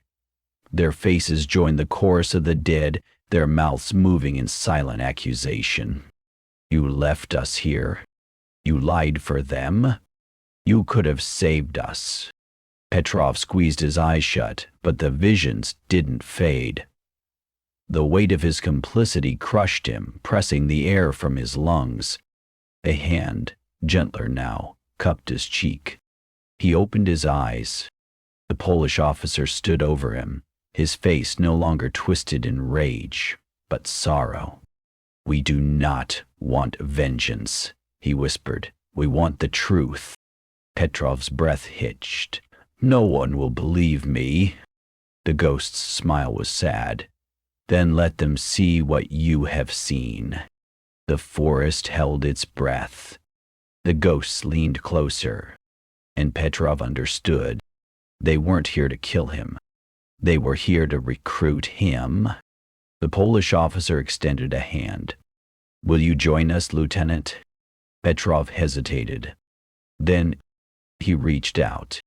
The moment his fingers brushed the ghosts, the world dissolved into darkness, and the forest swallowed him whole. The darkness was absolute. Petrov floated in a void, weightless, bodiless, as if suspended in the depths of a starless night. Time ceased to exist. The only sound was the whisper of his own breath. Or was it the breath of something else, something vast and ancient that surrounded him? Then, light. Faint at first, like the glow of a distant lantern, it grew brighter, revealing shapes, trees, but not the towering pines of Katyn. These were skeletal, their branches twisted into agonized contortions, their roots coiling like serpents in the black soil. Petrov tried to move, but his limbs refused to obey. Panic clawed at his throat. A figure emerged from the gloom. The Polish officer, his uniform pristine now, his face no longer gaunt but solemn. Behind him stood the others, his men, Ivanov, Lebedev, even Yashin. Their eyes were no longer hollow. They saw him. "Welcome, Lieutenant," the officer said. His voice was clear, resonant, no longer a whisper, but a clarion call in the silence. Petrov tried to speak, but no sound came. The officer gestured, and the forest around them shifted. The trees melted away, replaced by a scene Petrov recognized. The mass graves, freshly dug, the bodies still warm. Soviet soldiers moved among them, their faces blank, their motions mechanical. "Look," the officer commanded. Petrov had no choice. The vision sharpened. He saw the orders, stamped with official seals, signed by hands he knew. He saw the trucks arriving in the dead of night. The prisoners marched into the forest. The lies fed to the world. Missing in action, lost to the enemy. And he saw himself, not as he was now, but as he had been then. A younger man, standing at the edge of the pit, his face a mask of dutiful indifference. "You were there," the officer said. "Not at Katyn, but at others like it. You knew. You turned away." Petrov wanted to deny it, but the truth was inescapable. He had known. Not the details, not the scale, but the rumors, the whispers among the ranks, the way certain assignments were given only to trusted men, the way no one spoke of the Polish prisoners after a certain date. The officer stepped closer. "Your soul is heavy with lies, Lieutenant, but it is not too late." Petrov found his voice at last. "What do you want from me?" The ghosts exchanged glances. Then, as one, they spoke. "Justice." The scene shifted again. Now Petrov saw himself, fleeing the forest, stumbling into a nearby village, babbling of ghosts and massacres. He saw the disbelief in the villagers' eyes, the swift arrival of Soviet officials. He saw the interrogation room, the cold-eyed men who dismissed his ravings as battle fatigue. And then, the asylum. A cell, a cot, a journal hidden beneath the mattress. "You will be silenced," the officer said, "but the truth does not die so easily." Petrov's breath came in short, sharp gasps. "They'll kill me." Yes, the ghosts did not sugarcoat it. Their honesty was brutal, refreshing. Petrov closed his eyes. He had spent his life following orders, burying truths, telling himself it was for the greater good. But here, in this place between life and death, there were no lies left to hide behind. "Tell me what to do," he whispered. The officer smiled, a sad, knowing expression. "Live long enough to speak, die brave enough to be heard." The light began to fade. The ghosts receded, their forms dissolving into the darkness. Petrov reached out, desperate. "Wait." The officer's voice was the last thing he heard. "We will be waiting for you, Lieutenant, but not yet." And The crunch of snow beneath his boots. Petrov gasped, doubling over as the world rushed back in a dizzying wave. He was on his knees in the Katyn Forest, the first light of dawn filtering through the trees. The camp was gone. His men were gone. Only the graves remained, and the whispers. But now they were not accusing. Then they were urging. Go, they murmured, while you still can. Petrov staggered to his feet, his body aching, his mind reeling. He had been given a second chance, and he would not waste it. Turning his back on the forest, he began to walk. The ghosts watched him go, and for the first time in decades, they smiled. Lieutenant Petrov stumbled through the snow, his breath ragged, his body trembling with exhaustion. The forest had released him, but not without a price. The visions of the dead clung to him like frost, their truths burning in his chest. Justice, not vengeance. The revelation echoed in his mind with every labored step. The ghosts of Katyn did not seek blood. They sought acknowledgement. They wanted the world to know what had been done to them, to rip away the shroud of lies and force the living to bear witness. Petrov clenched his fists, the cold biting into his skin. He had spent his life obeying orders, turning a blind eye to the horrors committed in the name of the state. But the dead had shown him the cost of silence. A gust of wind howled through the trees, carrying whispers. Will you speak for us? Petrov halted, his boots sinking into the snow.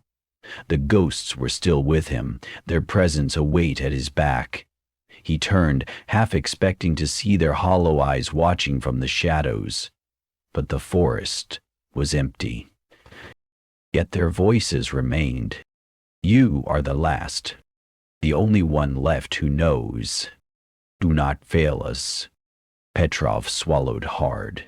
He had no illusions about what this would cost. If he exposed the massacre, the state would hunt him down. If he spoke of the ghosts, they would lock him away as a madman. Either way, his life was forfeit. But the faces of the dead, Polish and Soviet alike, flashed behind his eyes.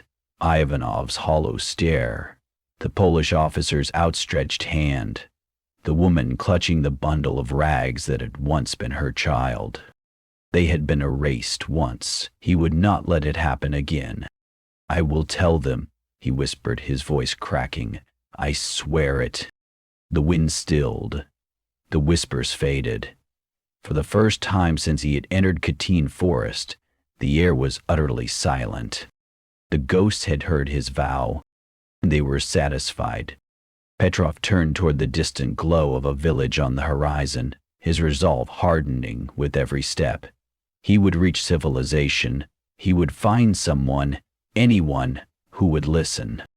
And then he would bring the truth of Katyn into the light, even if it killed him. The snow crunched beneath his boots as he walked, the rising sun painting the forest in hues of blood and gold. Behind him, the trees stood silent, waiting, watching, but at last, at peace. The world beyond Katyn Forest was a blur of snow and shadows. Lieutenant Petrov stumbled forward, his lungs burning, his legs numb from the cold. Every step away from the cursed woods was a battle, against exhaustion, against the whispers that still slithered at the edges of his hearing, against the weight of the dead clinging to his back. He had no food, no water, only the ragged uniform on his back and the truth festering in his chest. The village ahead was little more than a smudge of smoke against the gray sky, but it was salvation, or damnation. Petrov's vision swam. The trees had thinned, but the forest's grip on him had not. The whispers grew louder, more insistent, as if the ghosts were outraged that he dared to leave. Turn back. You belong with us, coward. He gritted his teeth and pressed on. His boots sank into the snow, each step a labor. The cold gnawed at his fingers, his face, his very bones. A figure emerged from the swirling snow ahead. A farmer, perhaps, bundled in furs, his face obscured by a thick scarf.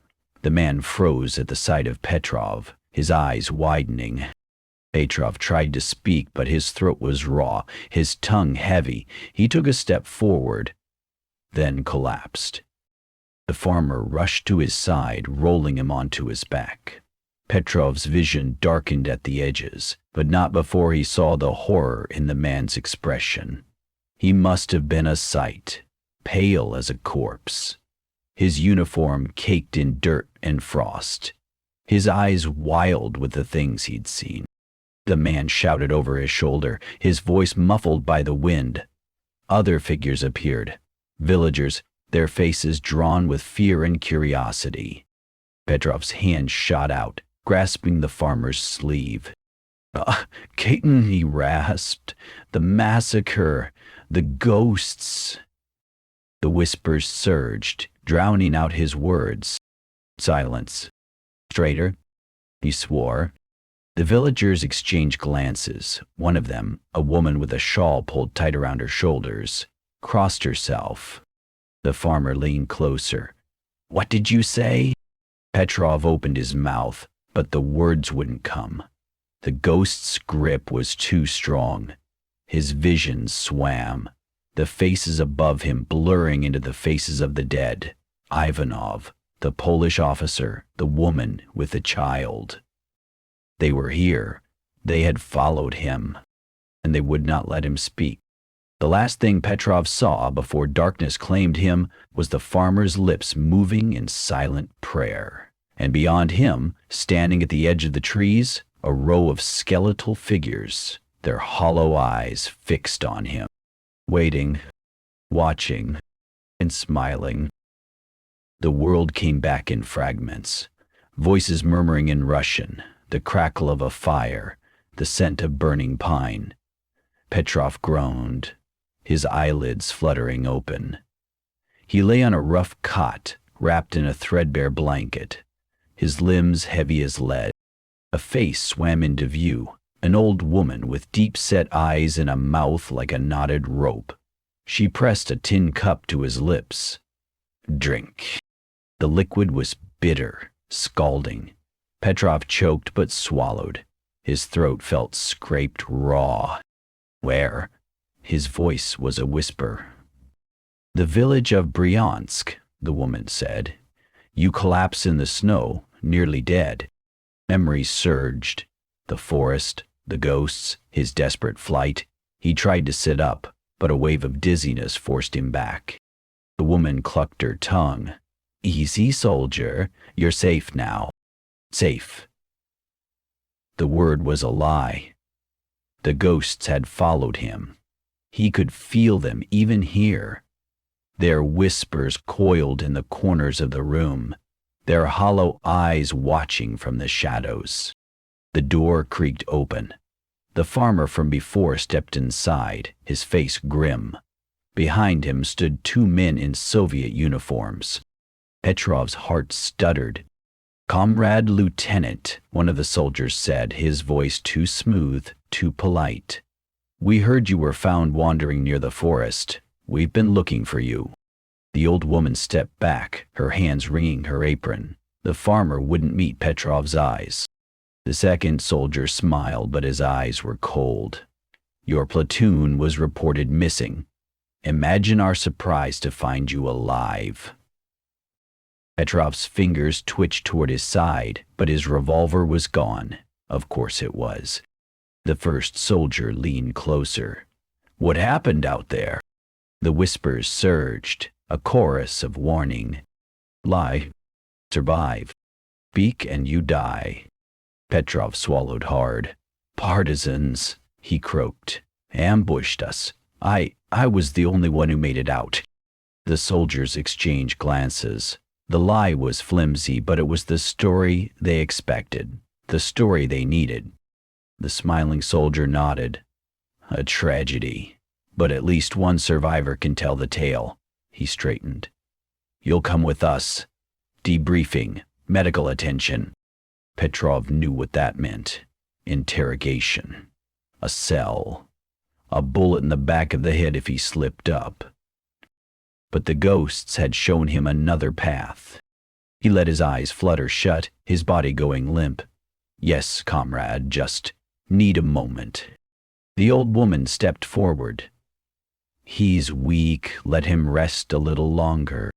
The soldiers hesitated, then nodded. 1 hour, then we move. They left, their boots heavy on the wooden floor. The old woman followed, casting Petrov one last glance before shutting the door. Silence. A whisper, so soft it might have been the wind. Petrov's breath hitched. He wasn't alone. The Polish officer stood at the foot of the cot, his form translucent, his eyes burning with urgency. They will kill you. Run, now. Petrov gritted his teeth and forced himself upright. His legs trembled, but they held. The window, small, grimy, was his only chance. He stumbled forward, his fingers scrabbling at the latch. Outside, the snow had begun to fall again, thick and heavy, perfect cover. Behind him, the door handle rattled. Hurry, the ghost urged. Petrov hauled himself through the window just as the door burst open. Shouts, curses, a pistol shot shattered the glass above his head. He didn't look back. The forest had released him once. It wouldn't do so again. Petrov ran, through the snow, through the gathering dark, toward the only place left where the truth might still matter. The world beyond. And the ghosts ran with him. The safe house was little more than a drafty attic above an abandoned mill, the wooden beams groaning under the weight of snow and time. Petrov sat hunched on a cot, his fingers tracing the edge of a stolen newspaper. The headline was smudged, but legible. Soviet platoon lost in partisan ambush. A lie. A convenient lie. The door creaked open, and the scent of cheap tobacco preceded the man who entered. Colonel Vasilyev, his great coat dusted with snow, his expression unreadable. 2 officers flanked him, their hands resting on their sidearms. Petrov stood, his body protesting every movement. He saluted, though the gesture felt hollow. At ease, Lieutenant. Vasilyev's voice was like gravel. You look like hell. Petrov said nothing. The colonel's eyes, sharp as flint, scanned him, lingering on the dirt still caked beneath his nails, the hollows of his cheeks. Vasilyev gestured to the cot. Sit. Petrov obeyed. The officers remained by the door, their presence a silent threat. The colonel lit a cigarette, exhaling smoke through his nose. Your report was incomplete. Petrov's pulse quickened. The falsified documents he'd submitted, blaming partisans, omitting the graves, the whispers, the ghosts, had been a calculated risk. Vasilyev flicked ash onto the floor. 20 men gone, 1 survivor, and you expect us to believe it was an ambush? Petrov met his gaze. I saw what I saw. A lie. The colonel's smile didn't reach his eyes. Did you? He leaned forward, the cot groaning under his weight. Let's try again. Start from the beginning. The air in the attic grew heavier. The officers by the door shifted, their shadows stretching long across the floorboards. Petrov clenched his jaw. The ghost had warned him. Speak the truth, and he'd be dead before dawn. But the lies tasted like ash. He took a breath and began to spin his tale. Petrov kept his voice steady, his eyes fixed on a point just past Vasilyev's shoulder. We were securing the forest when the partisans struck. They knew the terrain, hit us from all sides. Markov went down first, then Sokolov. The lies came easily, rehearsed in his mind 100 times since he'd fled the village. He'd painted a picture of chaos, of a well-coordinated enemy ambush, of his men falling one by one until only he remained. Vasiliev listened in silence, his cigarette burning down to the filter. When Petrov finished, the colonel exhaled slowly. "And the graves?" Trick question. Petrov didn't flinch. "What graves?" The colonel's eyes narrowed. "The ones your platoon was sent to investigate." Petrov forced a frown. "We found nothing. No graves, no partisans, just trees." He let his hands tremble slightly. The perfect image of a man haunted by battle. Until they attacked.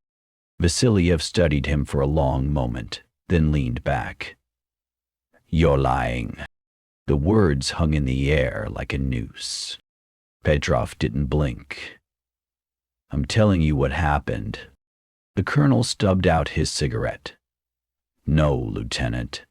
You're telling me what you think I want to hear." He stood, his shadow looming over Petrov. "But let's say I believe you.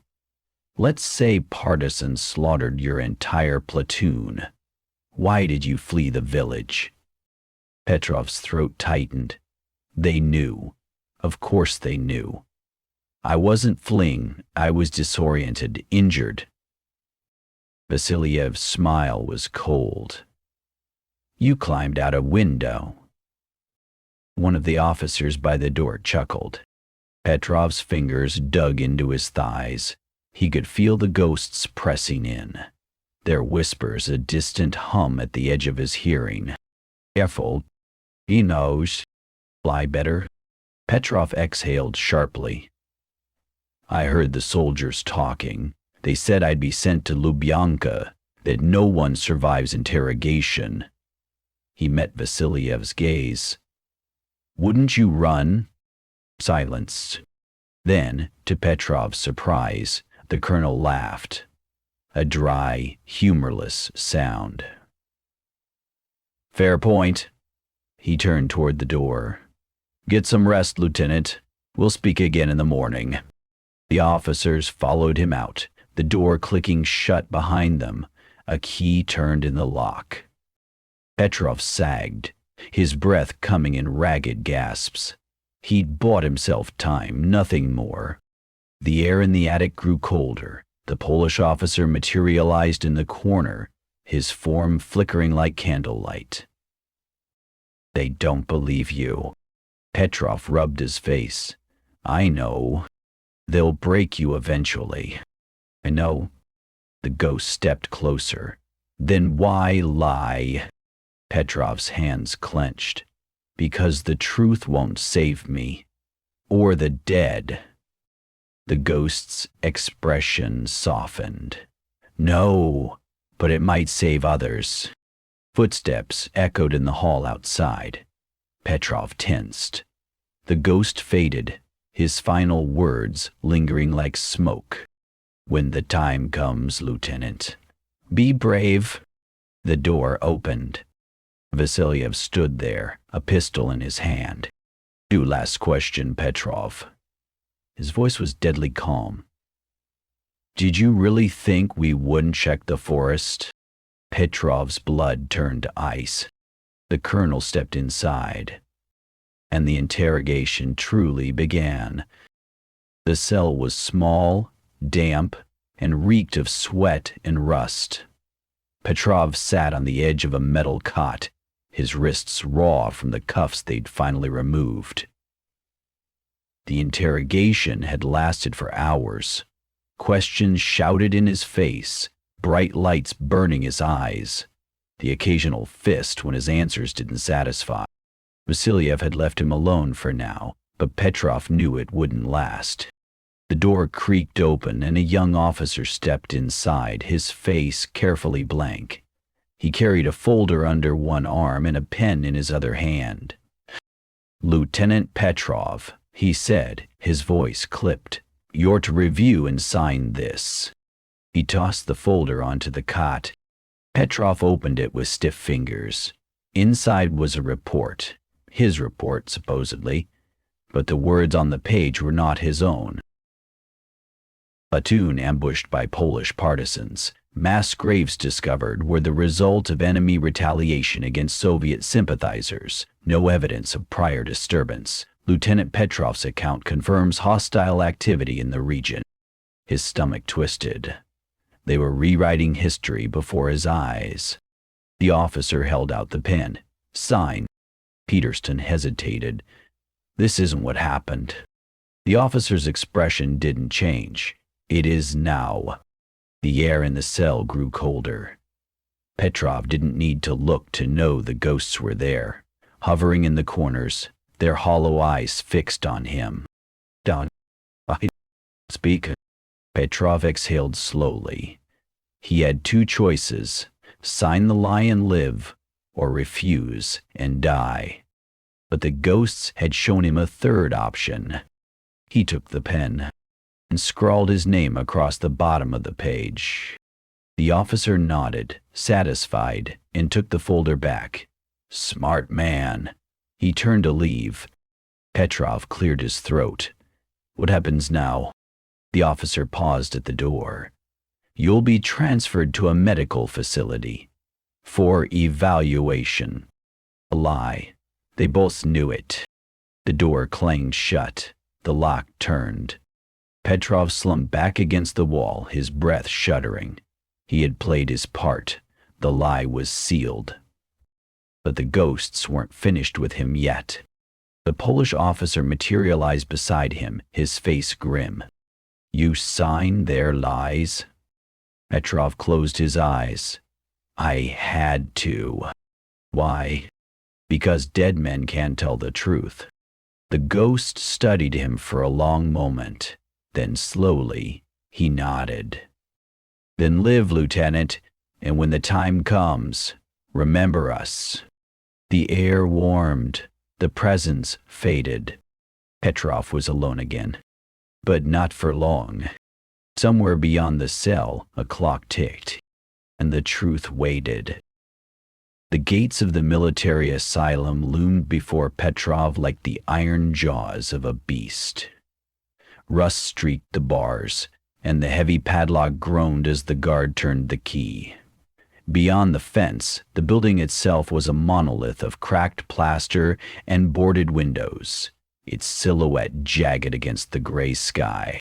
Move, the guard grunted, nudging Petrov forward with the butt of his rifle. Petrov's legs carried him mechanically, his mind still reeling from the last interrogation. The beatings had stopped once he'd signed their lies. The questions had turned to muttered warnings. Then the transfer orders. Unfit for duty, mentally compromised, a danger to himself and others. The state's favorite euphemisms for inconvenient men. The asylum's doors swung open, revealing a dimly lit corridor. The scent of bleach and urine clawed at Petrov's throat. A nurse in a stained smock eyed him with disinterest before gesturing down the hall. This way. The guard shoved Petrov inside, then stepped back as the doors clanged shut. The lock clicked with finality. The nurse led him past rows of cells. No, rooms, he corrected himself, though the distinction was meaningless. Blank faces peered through small, wire-reinforced windows. Some muttered to themselves. Others simply stared, their eyes hollow. Your room is at the end, the nurse said, her voice flat. Meals at 7, noon, and 6. Bathroom privileges twice a day. No sharp objects. No writing materials unless approved. Petrov barely heard her. The whispers had returned, slithering through the asylum's stale air. Welcome home, Lieutenant. You'll never leave. Just like us. The nurse stopped before a heavy wooden door. Inside was a cot, a chamber pot, and a single barred window high on the wall. The mattress was thin, the blanket threadbare. She handed him a set of rough cotton pajamas. "Change, then the doctor will see you." Petrov obeyed, his movements slow. The fabric itched against his skin. When he was done, the nurse led him to another room, this one with a single chair bolted to the floor and a desk littered with papers. The doctor was a gaunt man with wire-rimmed glasses and a smile that didn't reach his eyes. "Lieutenant Petrov, sit." Petrov sat. The doctor flipped open a file. "You've been through quite an ordeal, haven't you?" Petrov said nothing. The doctor sighed. "Let's start simply. Do you know why you're here?" Petrov's fingers twitched. "Because I saw things." "What things?" "Graves," Petrov whispered. "Whispers. Ghosts." The doctor scribbled in the file. "And these ghosts, what did they tell you?" Petrov's throat tightened. The truth surged against his ribs, desperate to be free.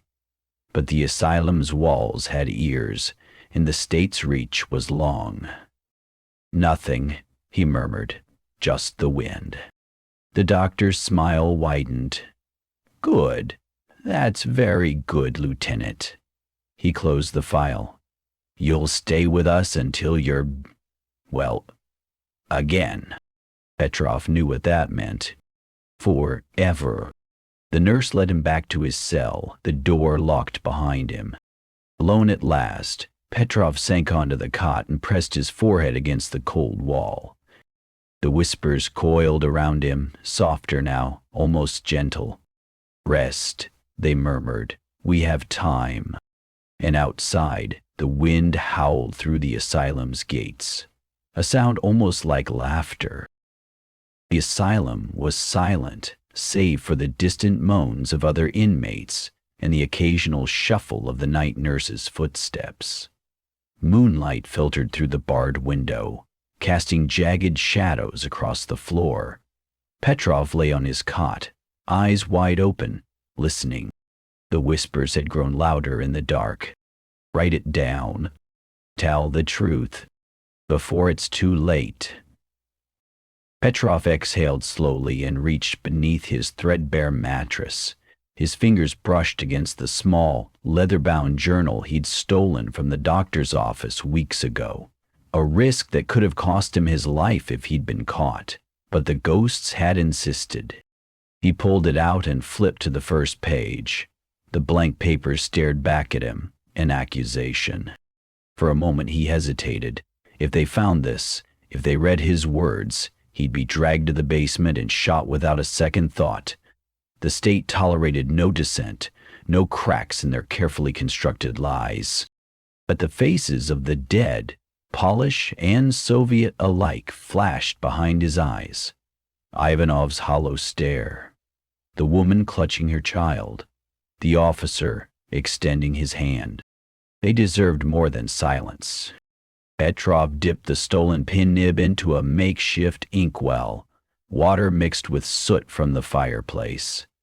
His hand trembled as he pressed it to the page. "I, Lieutenant Alexei Petrov, swear by all that is holy that what I write here is true." He paused, the ink bleeding into the paper. "We were sent to Katyn Forest under orders to secure the area. What we found were mass graves, hundreds of bodies, Polish officers executed. But the dead did not stay buried. They spoke to us. They showed us what had been done to them, and they demanded justice." The words poured out of him, faster now, as if the ghosts themselves guided his hand.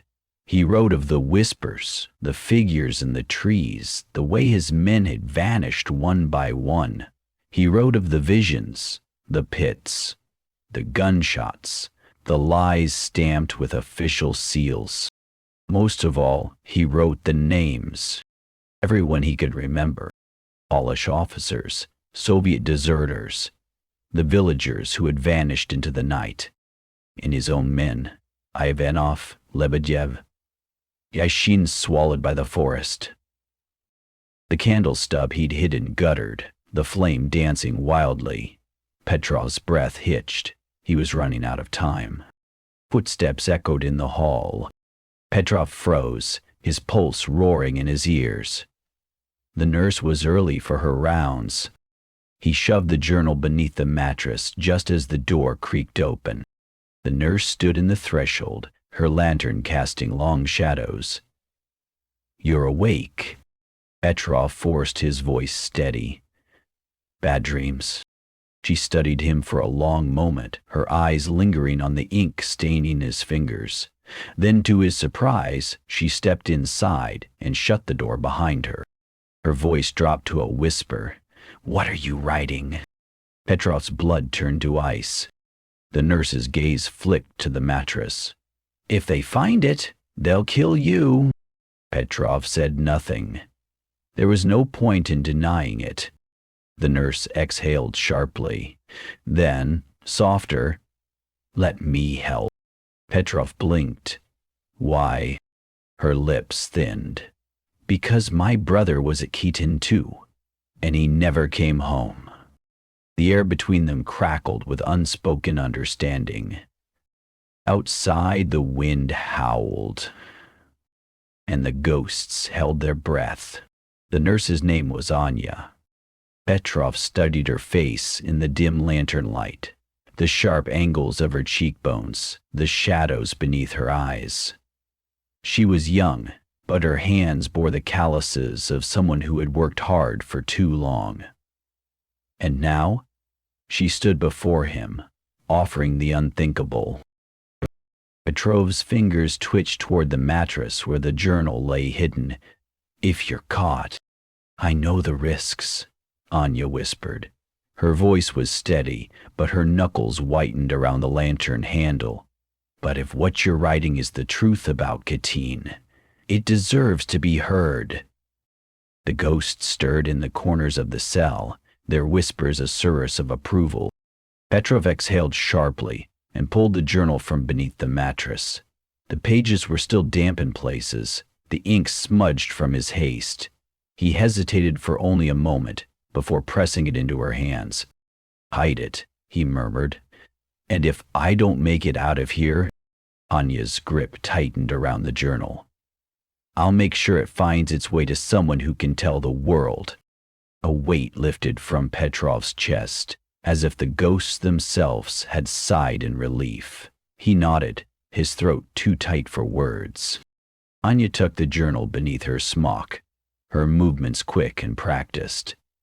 "They're watching you closer now," she said softly. "The doctor thinks you're a liability. They might." She trailed off, but the unspoken words hung between them. "Silence you for good." Petrov's lips curled into a grim smile. "Then we don't have much time." Anya glanced at the door, her breath shallow. "I'll come back when I can. Be ready."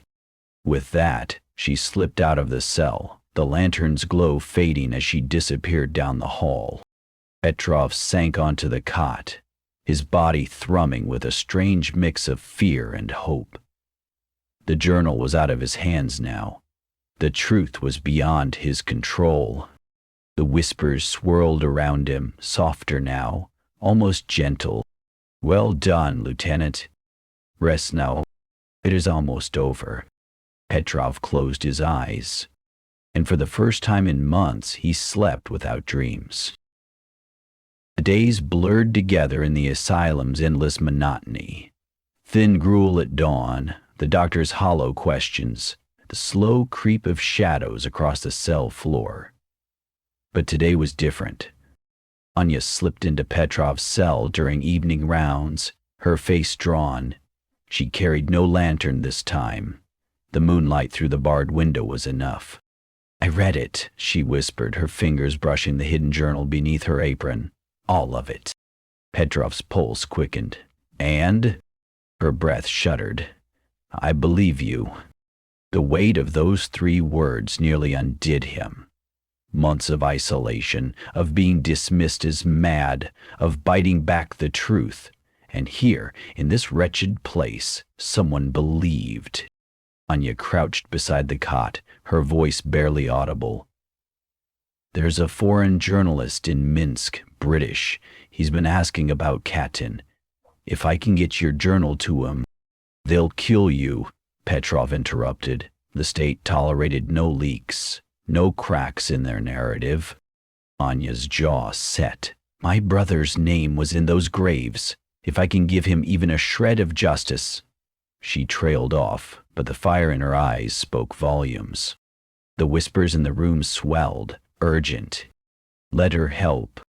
This is the way." Petrov exhaled sharply. "How?" Anya's fingers dipped into her apron pocket, producing a small, folded square of paper. A map of the asylum supply routes. "Laundry truck comes every Thursday. Guards never check the bins." She met his gaze. "I can smuggle it out. But I need to know you're ready."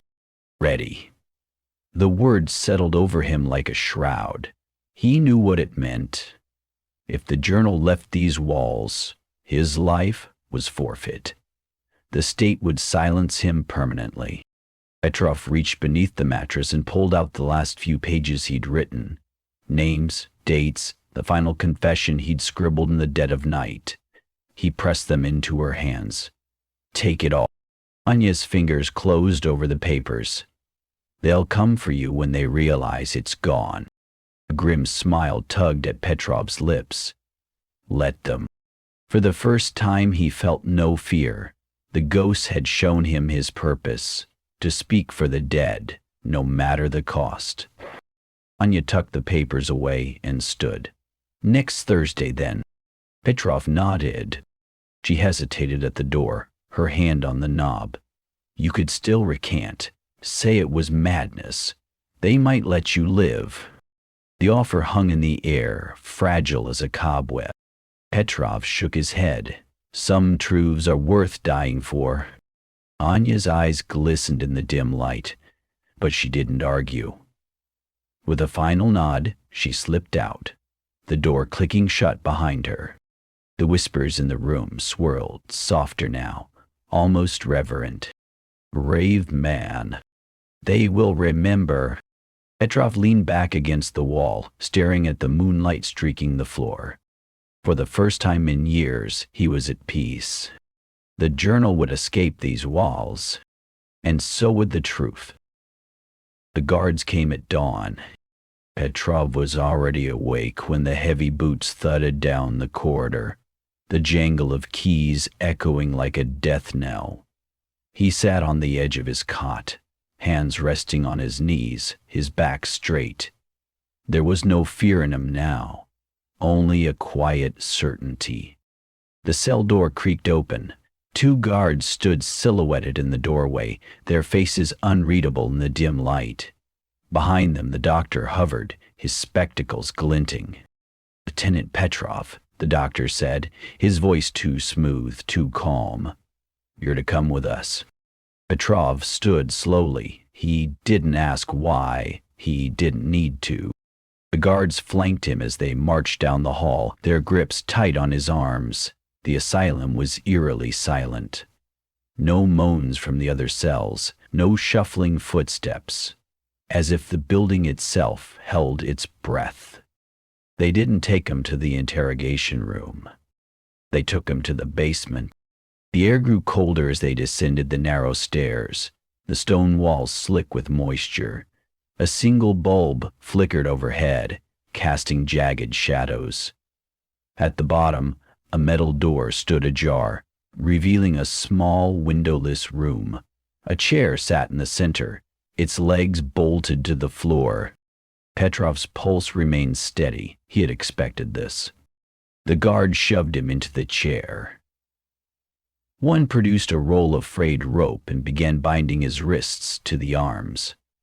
The other stood back, his hand resting on the butt of his pistol.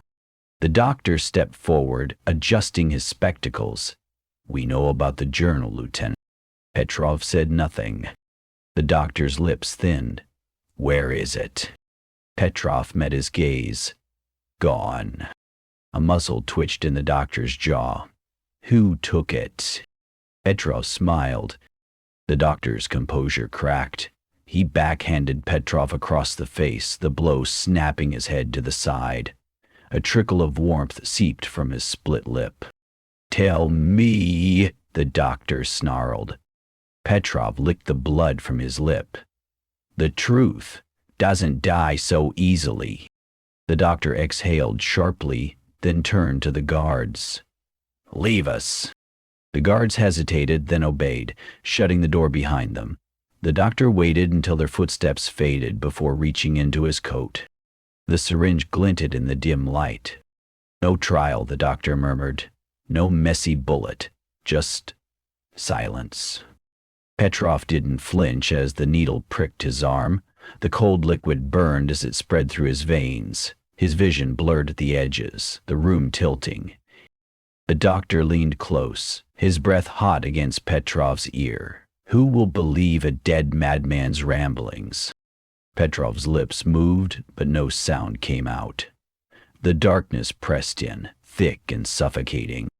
Then, light, not the flickering bulb, but something purer, brighter. The basement walls melted away, replaced by the familiar pines of Katyn Forest. The air smelled of snow and earth, not damp stone. And standing before him, the Polish officer, Ivanov, Lebedev, all the ghosts, their faces no longer twisted in anguish, but serene. "Welcome, Lieutenant," the officer said, his voice warm. "You kept your promise." Petrov looked down, his wrists were unbound, his body was whole. And for the first time in years, the whispers were silent. Behind him, the doctor's shouts faded into nothing. Petrov took a step forward, and the dead welcomed him home. Back in the asylum basement, the doctor stared at the empty chair. Petrov's body sat slumped, his head lulled to one side, his lips curled into a faint smile. The syringe lay discarded on the floor. The journal was gone, and the lieutenant's face, for the first time since he had entered Katyn Forest, was at peace. The doctor turned and left without a word. Some truths, once set free, could never be recaptured, and the ghosts of Katyn would not be silenced. Anya clutched the journal beneath her apron, the weight of it pressing against her ribs like a second heartbeat. The laundry truck would arrive at dawn, and with it, her one chance to smuggle Petrov's words beyond the asylum walls. But as she moved through the dimly lit corridors, every shadow seemed to watch her. Every creak of the floorboards sounded like a warning. She paused outside the supply closet, fingers trembling as she fumbled with the keys. Inside, among the stacks of linens, she had hidden the journal, wrapped in a stained bandage to disguise its shape. She pulled it free now, the leather cover warm from her own fear. "If I do this, I die." The thought was as clear as the moonlight slicing through the high windows.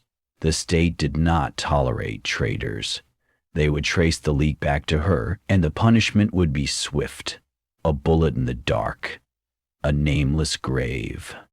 But if she did nothing, the faces from Petrov's journal flashed behind her eyes. The Polish officers lined up before the pits. The woman cradling her child, her own brother, whose letters had stopped in the spring of 1940. "You're the only one left who can speak for them."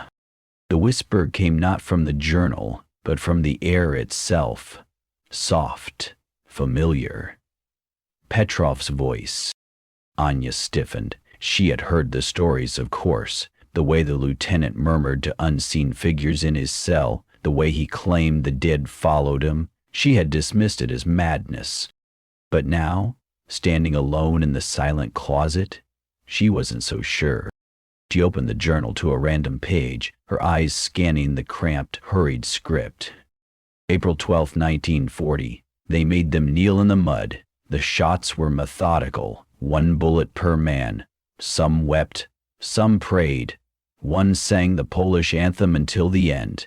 They buried them still warm. Her breath hitched. This wasn't the ranting of a madman. It was too precise, too real. A floorboard creaked in the hall.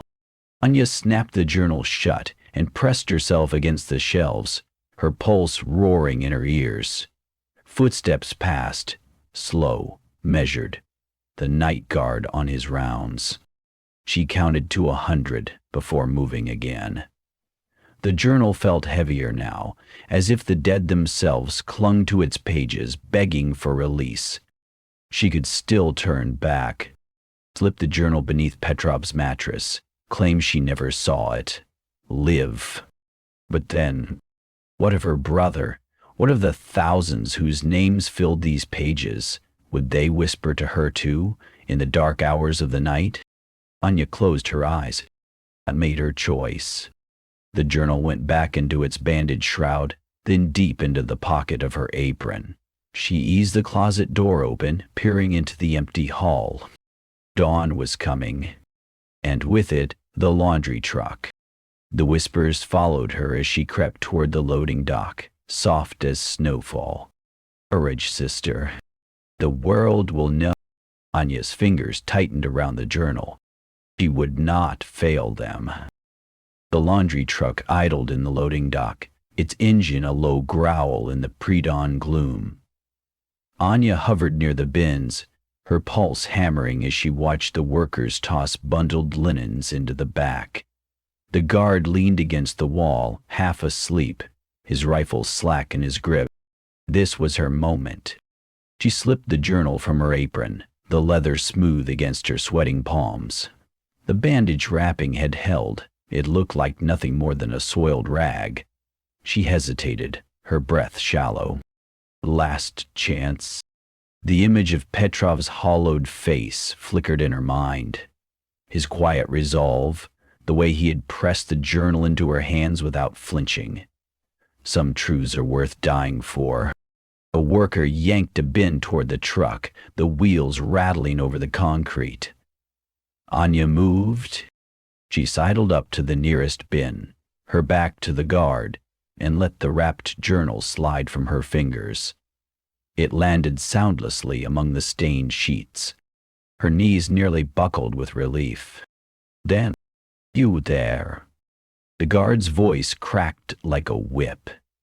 Anya froze, her blood turning to ice. Slowly she turned. The guard pushed off the wall, his eyes narrowing. "What are you doing?" Anya's mouth went dry. "Just checking the linens for the fever ward." The lie tasted bitter. The guard studied her, his gaze dropping to her empty hands. A beat passed. Then another. "Fine," he grunted. "Move along. No one's allowed near the trucks without clearance." Anya nodded, her legs trembling as she retreated. The worker heaved the bin into the truck and slammed the doors shut. The engine roared as the truck pulled away, carrying Petrov's words and the ghosts of Katyn into the world. She exhaled sharply, her breath misting in the cold air. It was done. Now she waited, and prayed the journalist would listen. The package arrived at Thomas Wright's rented flat in Minsk, wrapped in brown paper and tied with twine. No return address, no note, just his name, scrawled in Cyrillic across the front. He turned it over in his hands, frowning. The weight of it was slight, but something about the way it sat in his palms made his pulse quicken. Thomas was no stranger to anonymous deliveries. As a British journalist covering Eastern Europe, he'd received his share of covert tips. Whispered leads passed in crowded cafes, documents slipped under his door in the dead of night. But this felt different. He peeled back the paper carefully. A journal. The leather was worn, the edges frayed from use. Thomas flipped it open to the first page, his eyes scanning the cramped, hurried script. "I, Lieutenant Alexei Petrov, swear by all that is holy that what I write here is true." His breath caught. Petrov. The name rang a bell. A Soviet officer whose platoon had vanished near Katyn Forest months ago. The official reports blamed partisans, but whispers in the diplomatic circles Thomas frequented suggested otherwise. He turned the page, and the world tilted. The journal was a confession, a nightmare, a first-hand account of mass graves and ghostly vengeance. The words spilled across the paper in feverish strokes, detailing executions, cover-ups, and a forest that refused to let the dead rest. Thomas's hands trembled. If this was real, if it was the story of a lifetime, the kind of truth that could topple governments. But it was impossible. Ghosts, whispers in the trees, men dragged screaming into the earth. He nearly laughed. It read like a cheap horror novel. Then his gaze snagged on a name near the bottom of the page.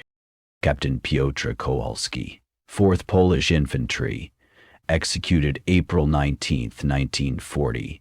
Left behind a wife and daughter in Krakow. Thomas froze. He knew that name. 2 weeks ago, he'd interviewed a Polish refugee in London, an elderly woman who'd shown him a faded photograph of her father in uniform. Captain Piotr Kowalski, she'd said, missing in action, never found. Coincidence? He flipped to another page. More names, more dates. Lieutenant Jakub Nowak, 18th Ulan Regiment. Shot while singing the Polish anthem. Thomas's throat tightened. He'd heard that story before. A legend among Polish exiles about an officer who defied his executioners with song. Page after page, the details aligned with whispers he'd spent months chasing. The journal shouldn't have known these things. Not unless it was real. Thomas sank into his chair, the journal heavy in his lap. Somewhere outside, a church bell tolled, and the ghosts of Katyn leaned closer, waiting. Thomas Wright spent the night cross-referencing the journal's contents with his own notes. The more he read, the more his skepticism crumbled. The details were too precise. Names of Polish officers whose families still searched for answers, dates that matched missing persons reports, descriptions of the forest that aligned with classified Soviet maps he'd bribed an official to glimpse. By dawn, he was certain Petrov's journal was real, and Katyn was a massacre. Thomas rubbed his eyes, the weight of the revelation pressing against his ribs. He had the story, but getting it out of the Soviet Union? That would be suicide. He reached for his typewriter, then hesitated. The walls had ears in Minsk. Every foreign journalist was watched. If he started drafting an article here, the KGB would intercept it before he could file. A knock at the door shattered his thoughts. Thomas stiffened, his hand hovering over the journal. "Who is it?" "Telegram from Mr. Wright." The voice was muffled but familiar, the young porter from the lobby. Thomas exhaled and opened the door a crack. The boy thrust an envelope at him. "Urgent," they said. Thomas tipped him and shut the door. The telegram was from his editor in London. Solution: suspicions of your activities raised. Do not file reports. Do not speak to contacts. His blood ran cold. They were on to him. Thomas glanced at the journal. If he left now, he could smuggle it out. But if he was searched at the border... A floorboard creaked in the hallway. Thomas froze. Too quiet for the porter. Too deliberate. He stuffed the journal into his suitcase beneath a false bottom, his fingers shaking. The footsteps paused outside his door and moved on. Thomas exhaled. He had to leave. Now. But first, one last precaution. He grabbed a blank sheet of paper and scrawled a note in hasty Polish. "If I don't make it, the truth is in the spine. For Kowalski's daughter." He folded it small and tucked it into the journal's binding. If the worst happened, maybe someone else would finish what he'd started. The taxi to the airport was a blur. Every passing car seemed to tail them. Every pedestrian looked like a spy. At the terminal, two stone-faced officers scrutinized his passport for an eternity before waving him through. The plane engines roared to life. As Mitsk shrank beneath him, Thomas clutched his suitcase. Somewhere below, in an unmarked grave, Lieutenant Petrov waited. And in the shadows of Katyn Forest, the whispers grew louder. The world would know.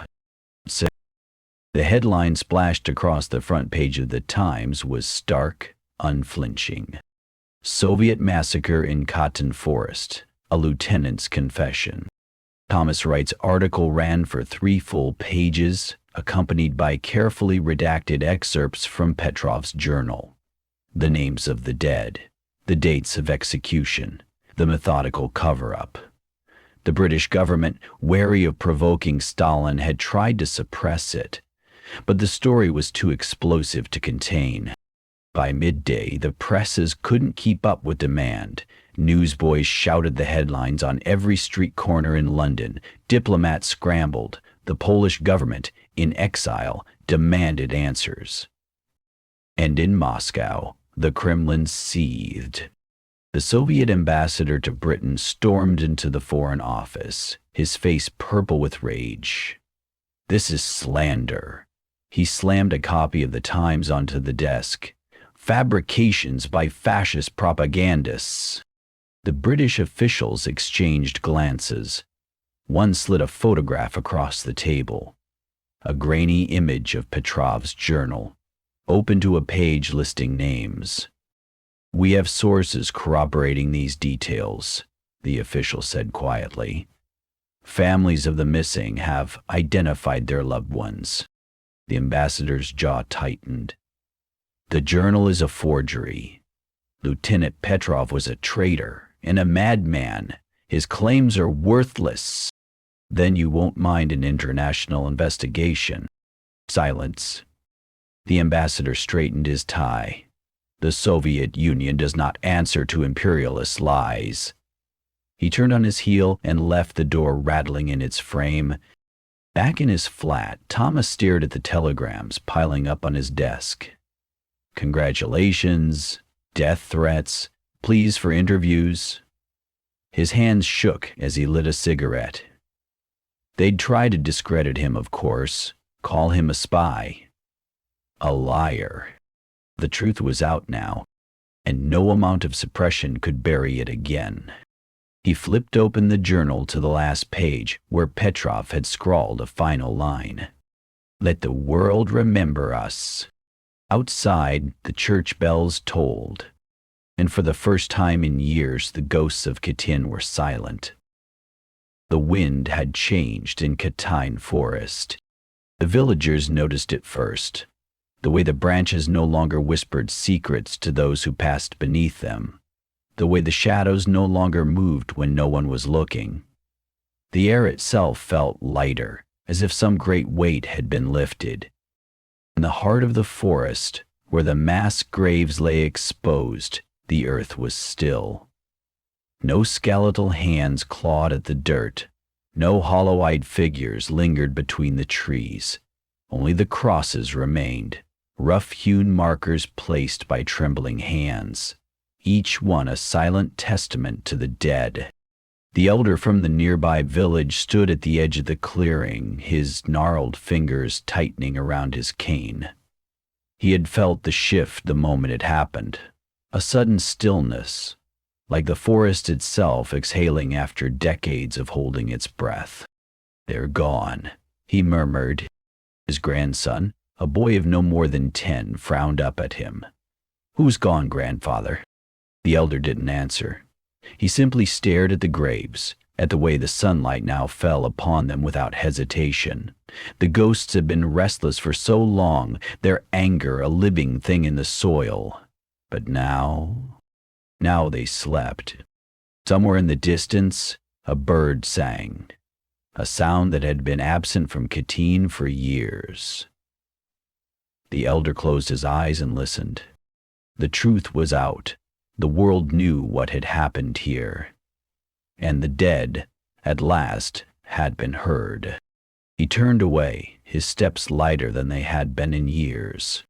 Behind him, the wind rustled the leaves one final time. Not a whisper, not a plea, but a sigh. Of peace, of rest, of endings. And then, silence.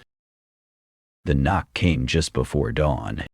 Anya had known they would come. She had seen the newspaper, the bold headline declaring the truth of Katyn to the world. She had recognized Petrov's words instantly, his voice bleeding through the journalist's careful redactions. And she had known the state would not let this stand. She opened the door before the second knock. Two men in dark coats stood in the hallway, their faces impassive. The taller one held up a badge.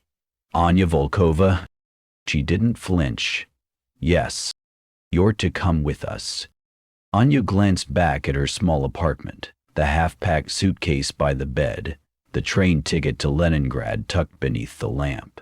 She had planned to run, of course, but deep down, she had always known she wouldn't make it. She turned back to the men. Let me get my coat. They didn't cuff her. They didn't need to. The ride to Lubyanka was silent, the streets empty at this hour. The car smelled of cigarette smoke and leather. The interrogation room was smaller than she expected. A single table, 2 chairs, a mirror on the wall that she knew hid watching eyes. The man who entered was not what she had imagined. Not some hulking brute, but a slight figure with thinning hair and wire-rimmed glasses. He set a file on the table and sat across from her. Do you know why you're here? Anya folded her hands in her lap. I can guess. The man opened the file. Inside was a photograph of Thomas Wright, the British journalist, boarding a plane. Another of the laundress who had smuggled the journal out. And one of Anya herself, standing in Petrov's cell. You helped a traitor spread lies about the motherland, the man said. His voice was calm, almost bored. Anya met his gaze. They weren't lies. The man sighed, as if disappointed. We know you gave the journal to the laundress. We know you conspired with foreign agents. The only question is, why? Anya thought of her brother, of Petrov's hollow eyes, of the names in that journal, so many names, each one a life erased. Because someone had to, she said softly. The man studied her for a long moment, then he closed the file. You will confess, he said. To treason, to espionage, to whatever we decide, and you will name your accomplices. Anya smiled. There were no accomplices. The man's expression didn't change. Everyone breaks eventually, Nurse Volkova. He stood and left the room.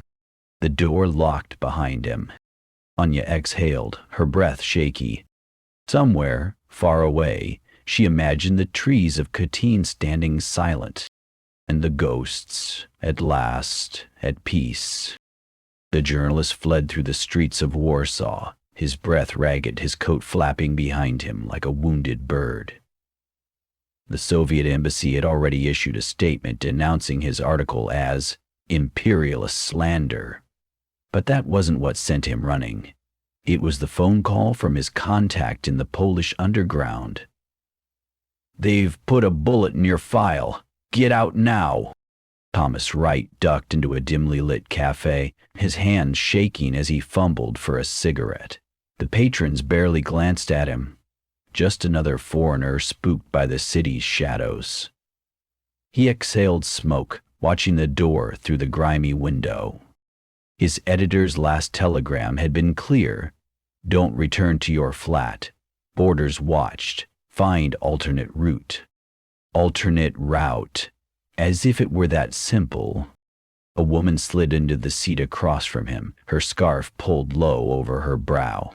Pokayak to Gdansk leaves in 1 hour, she murmured in Polish. Ticket is under the sugar bowl? Thomas didn't ask how she knew him. The underground had ways.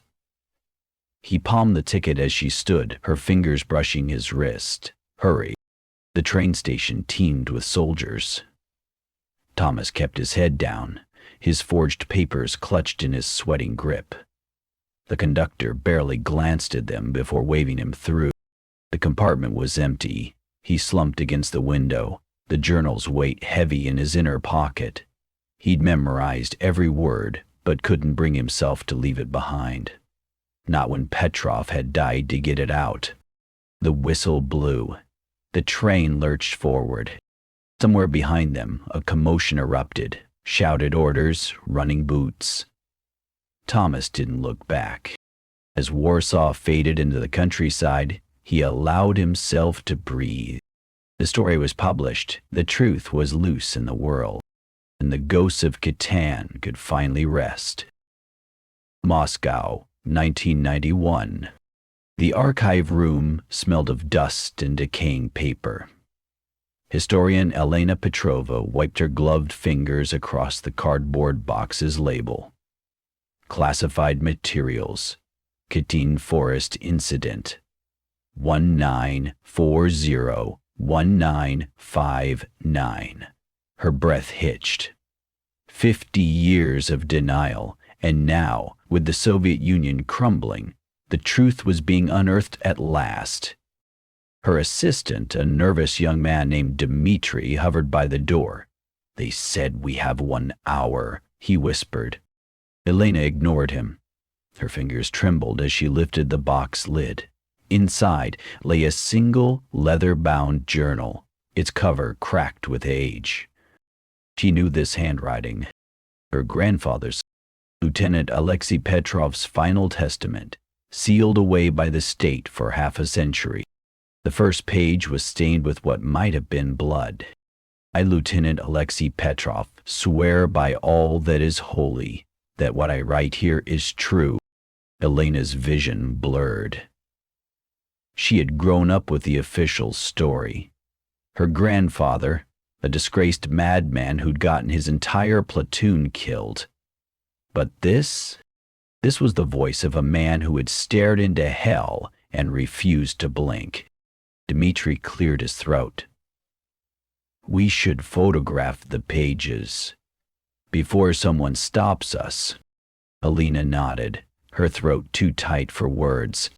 As the camera flashed, capturing each damning page, she imagined her grandfather watching from some distant shore, his ghost, at last, stepping into the light. The article exploded across international headlines. Katyn massacre confirmed. Soviet archives reveal truth. Elena Petrova stood before the press corps in Warsaw, her grandfather's journal displayed in a glass case beside her. The flashbulbs blinded her, but she didn't flinch. "Lieutenant Petrov was not a madman," she said, her voice steady. "He was a witness, and now so am I." The Russian delegation walked out. That night, in her hotel room, Elena poured 2 glasses of vodka. One for herself, one for the ghost who had haunted her family for generations. She raised her glass to the empty chair. "They remember you now, grandfather." The wind rattled the window pane. Somewhere in the depths of Katyn Forest, the trees stood silent, and the dead at last were named. The monument stood stark against the snow, a field of iron spikes, each one bearing the name of a murdered officer. Elena traced her grandfather's inscription at the base. "To the dead who would not be silenced." The Polish president laid a wreath. The Russian envoy stood stiffly to the side, his face unreadable. Journalists circled like vultures, but Elena only had eyes for the forest beyond. The trees whispered in the wind, but the voices were gentle now. She left a single red carnation in the snow and walked away. The tour group shuffled through Katyn Memorial Park. their guide's voice droning over the facts and figures of the massacre. Among them, a gray-haired woman lagged behind, her fingers brushing the iron spikes as if searching for something. Anya Volkova had been 23 when they took her to Lubyanka, 60 when the Soviet Union fell and the truth came out. Now at 85, she had finally come to see the place that had haunted her dreams. A spike near the end bore no name, just a number. 42. Her brother. She pressed her palm to the cold metal and closed her eyes. The wind carried a whisper. The sure. Anya smiled and let go. The memorial was empty at dusk. Elena Petrova stood before her grandfather's inscription, the setting sun painting the iron spikes in hues of blood and gold. She had avoided this place for years, afraid of what she might feel. But the forest was silent. No whispers, no ghosts, just the wind sighing through the pines. She knelt in the snow and pressed her forehead to the monument's base. I found your journal," she whispered. "They all know now." A gust of wind stirred her hair, gentle, like a hand brushing her cheek.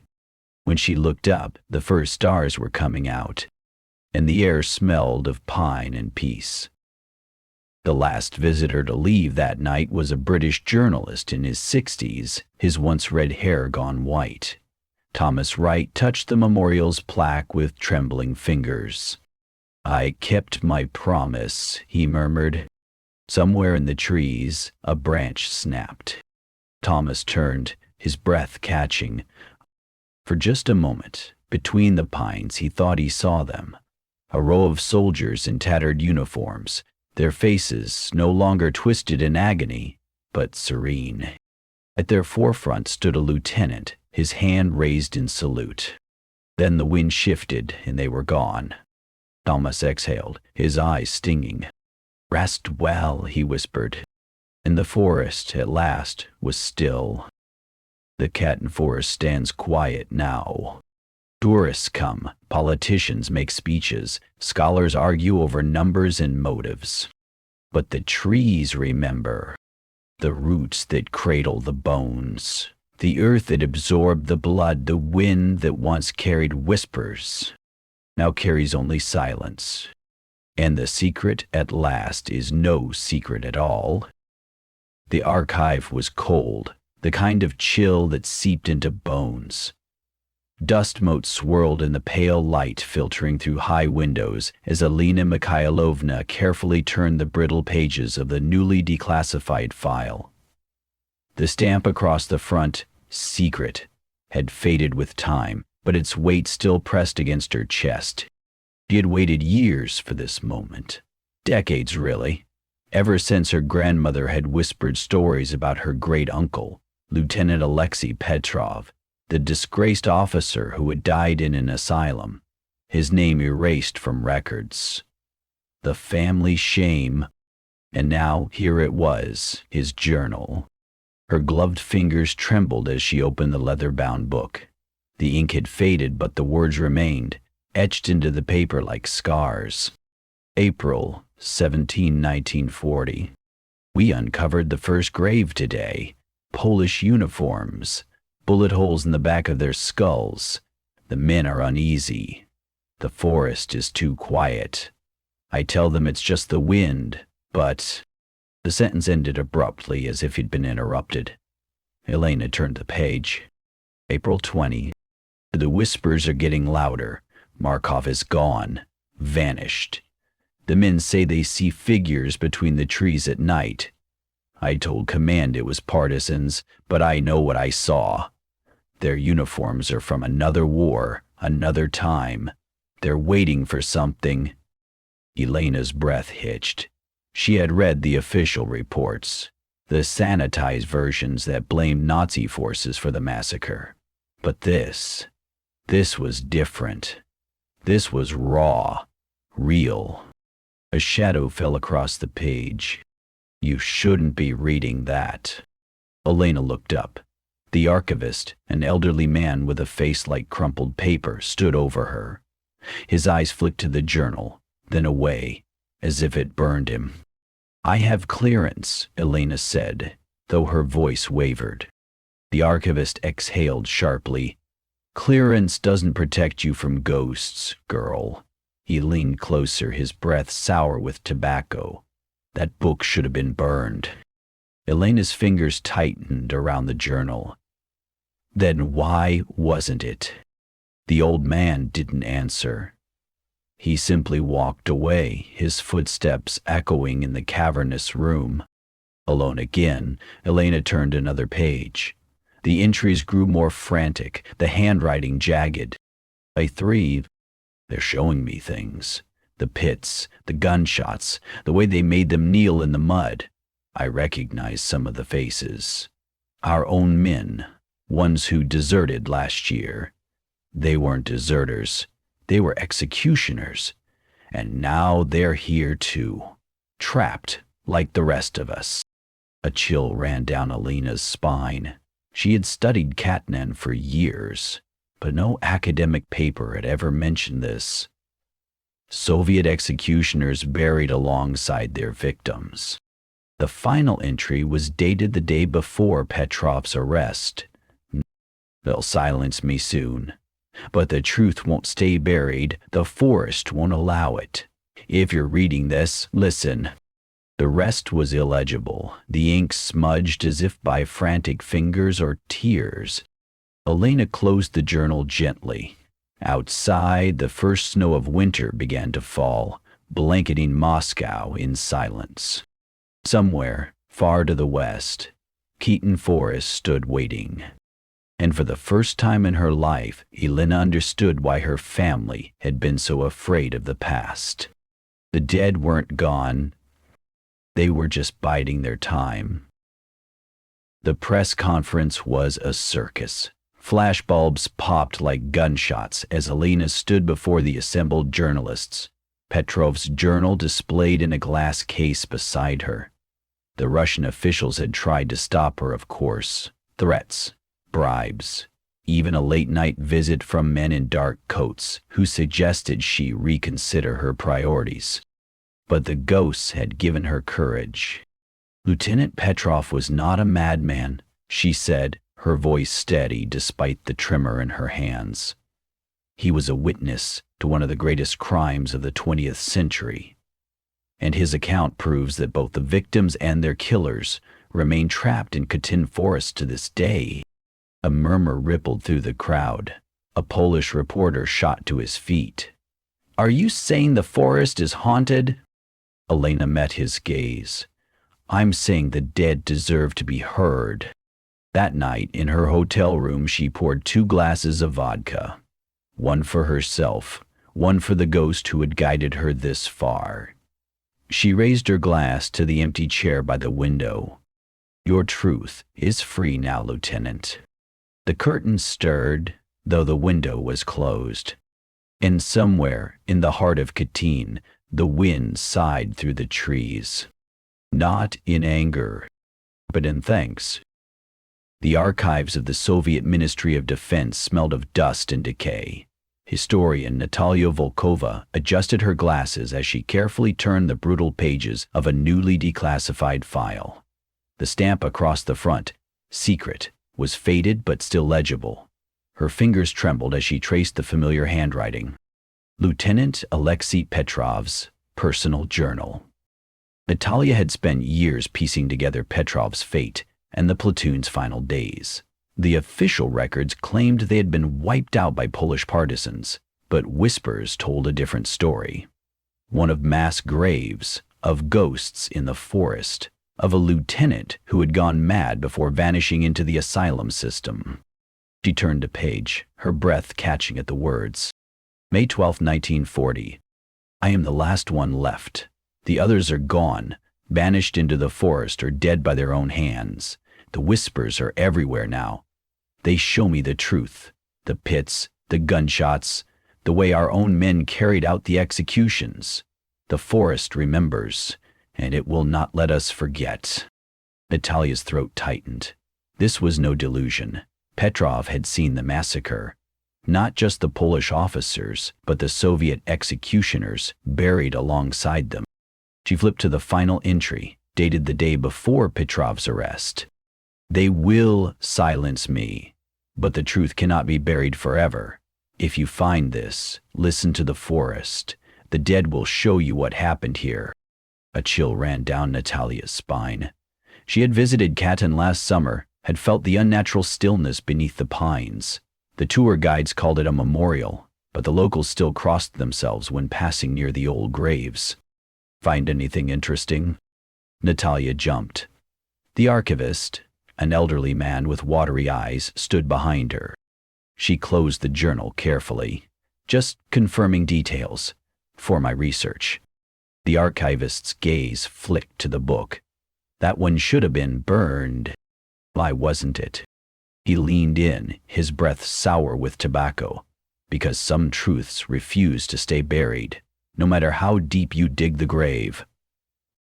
Natalia left the archives with Petrov's words burning in her mind.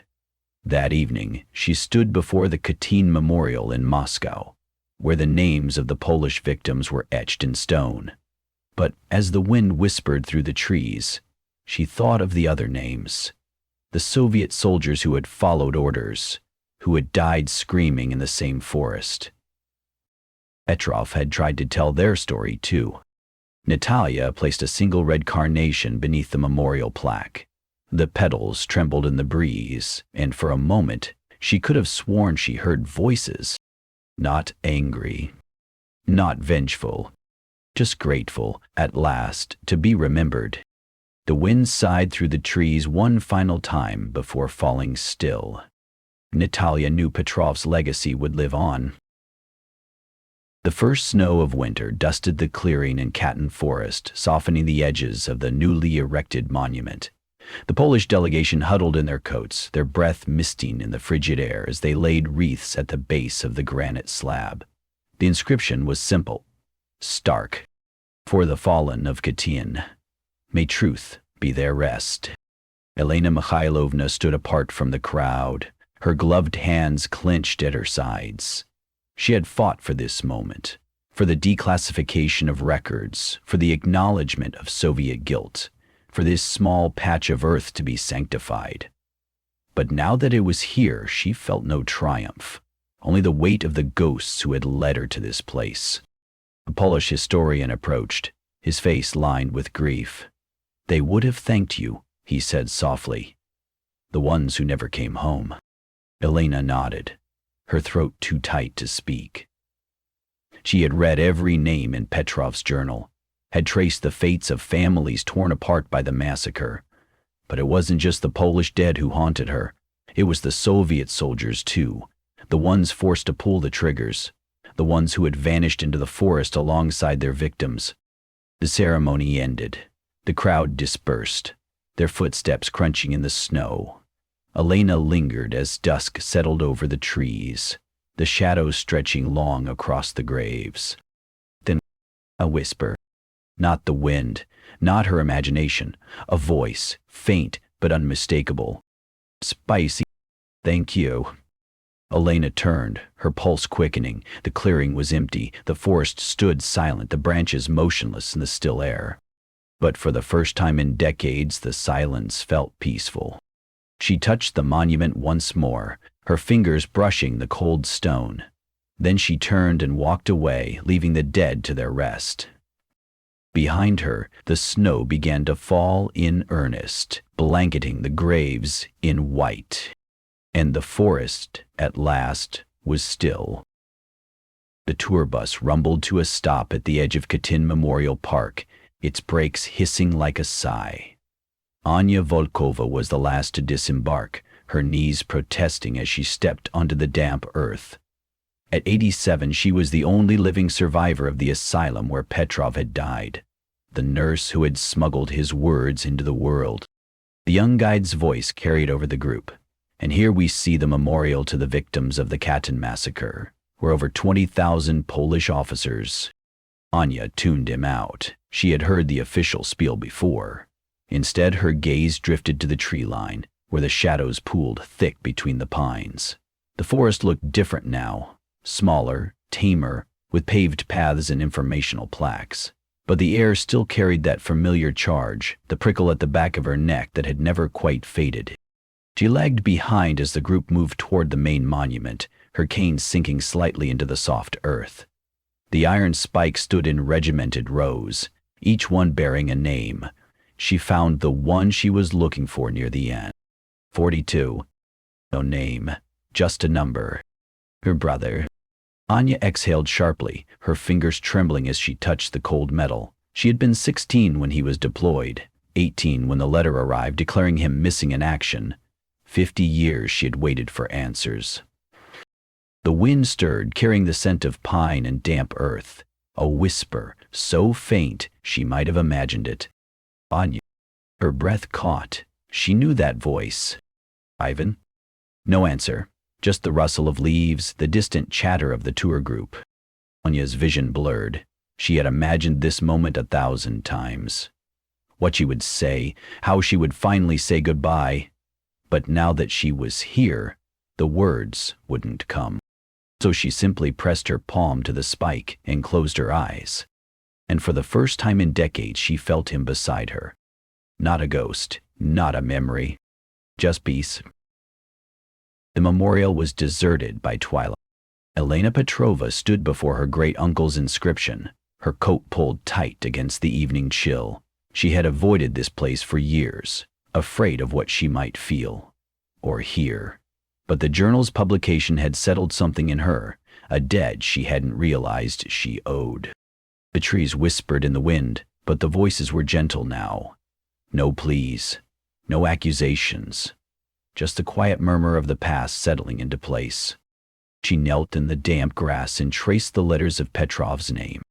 I found your journal, she murmured. The world knows now.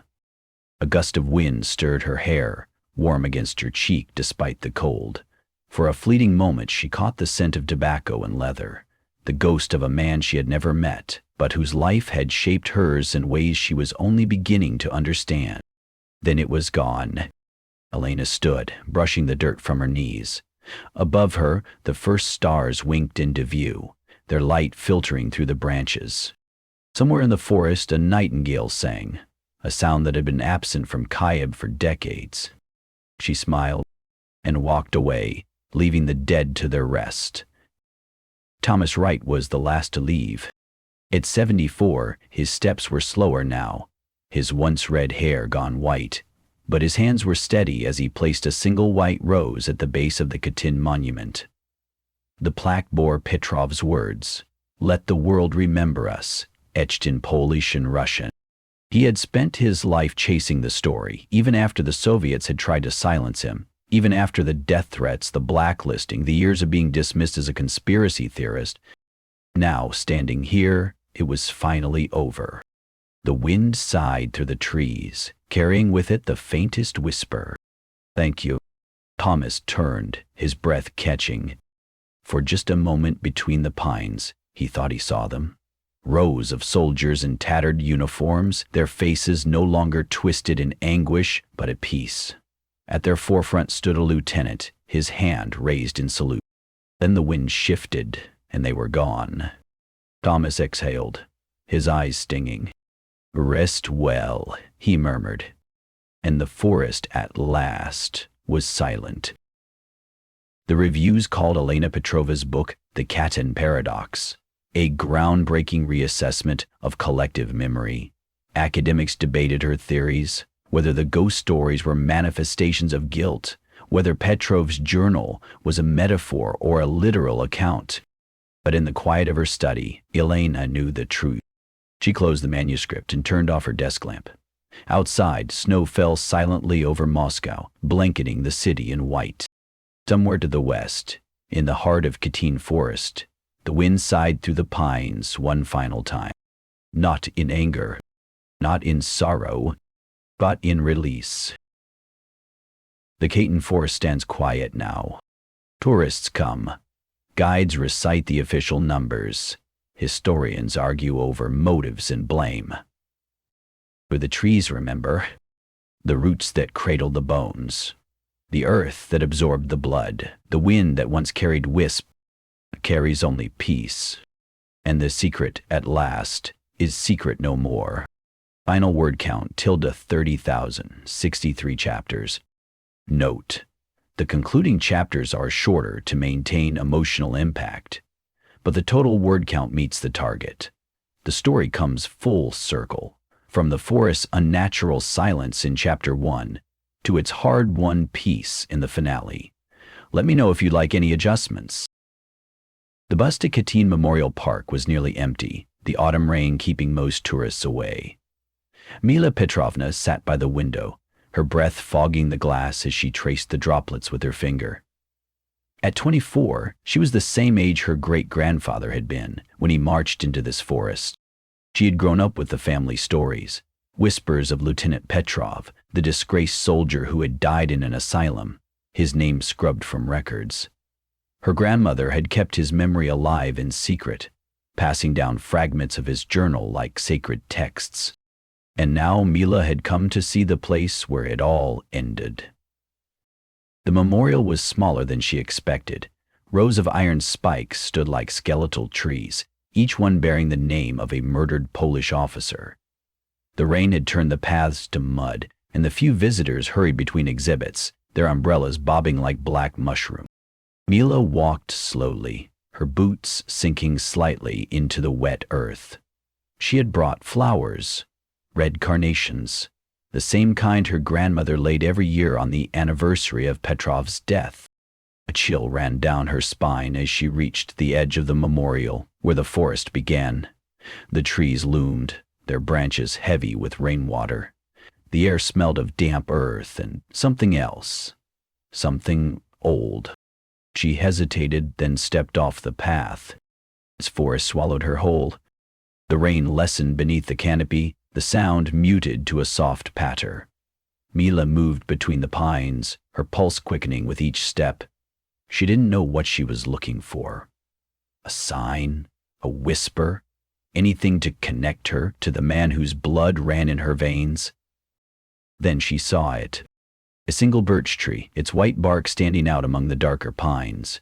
At its base, someone had left a small wooden cross, the name Petrov, carved crudely into the wood. Mila's breath caught. This wasn't an official memorial. This was something private, left by someone who remembered. She knelt in the damp leaves and placed her carnations beside the cross. The rain had stopped completely now, the forest holding its breath around her. "Hello, grandfather," she whispered. A gust of wind sighed through the branches, sending droplets showering down like tears. For a moment, Mila thought she heard something. Not words exactly, but a presence, a recognition. Then it was gone. She stood, brushing the wet leaves from her knees. The forest was quiet again, the only sound the distant chatter of tourists returning to their buses. But as Mila turned to leave, she noticed something glinting in the mud near the birch tree. She bent to pick it up, a tarnished Soviet button, the hammer and sickle barely visible beneath the dirt. Her great-grandfather's, perhaps, lost in his final days here? Mila closed her fingers around it, the metal cold against her palm. She would add it to the family shrine back home, another piece of the puzzle. The wind stirred again as she walked back toward the memorial, the trees whispering behind her, not in anger, not in sorrow, but in acknowledgement. She had come. She had remembered. And that was enough. Night fell quickly over Katyn. The last tour buses had left hours ago, and the memorial park was deserted, save for the security guard dozing in his booth near the entrance. Mila waited until his head nodded forward before slipping past the gate. The moon was full, casting silver light over the iron spikes and turning the puddles into mirrors. She moved quietly, her footsteps barely making a sound on the wet pavement. She shouldn't be here after hours, but something had called her back, a pull she couldn't explain. The forest was darker at night, the trees standing like silent sentinels. Mila switched on her flashlight, the beam cutting through the gloom as she retraced her steps to the birch tree. The carnations she had left earlier were still there, their red petals vivid against the dark earth. The wooden cross looked older in the moonlight. the carving of Petrov's name nearly worn away by time. Mila sat with her back against the birch, the bark rough through her jacket. She didn't know what she expected to happen. A ghost? A sign? Some cosmic acknowledgement that her journey mattered? But the forest was quiet. Too quiet. No owls, no rustling of small animals in the underbrush, just the occasional drip of rainwater from the leaves overhead. Mila closed her eyes and listened to the silence. Then, he breathed. Not her own, not the wind. Something close. Her eyes flew open. The flashlight had gone out, but the moonlight was enough to see the figure standing between the trees. Tall, gaunt, a Soviet uniform hanging loosely on his frame. Mila's throat closed. She couldn't move. Couldn't breathe. The figure took a step forward, moonlight glinting off the lieutenant's insignia on his collar. Her great-grandfather, or some shadow of him. His mouth moved, but no sound came out. His eyes, God, his eyes were so sad. Mila found her voice. "I remember you," she whispered. The figure stilled. Then, slowly, he raised his hand, not in salute, but in thanks. A gust of wind rushed through the clearing, sending the carnations tumbling. When Mila blinked, the figure was gone. The forest exhaled around her, and for the first time in decades, the whispers were silent. Mila stayed there until dawn, watching the light creep between the trees. When the security guard found her, he scolded her for staying overnight, but there was no real anger in his voice. "You're not the first," he muttered as he led her back to the gate. "Won't be the last." Mila didn't tell him what she'd seen. Some truths were too fragile for daylight. But as she boarded the bus back to the city, she pressed the Soviet button to her lips. It smiled. The Historians' Conference in Warsaw was Mila's last stop before returning home. She had come to present her research on Lieutenant Petrov's journal, though she carefully omitted any mention of what had happened in the forest. The audience was small but attentive, mostly academics and a few elderly Polish survivors who remembered the Katyn massacre firsthand. When she finished speaking, an old man in the front row raised a trembling hand. "Your grandfather," he said in heavily accented Russian, "he saw them, didn't he? The ones who did the shooting?" Mila hesitated. I think so." The old man nodded, his eyes distant. "They're still there.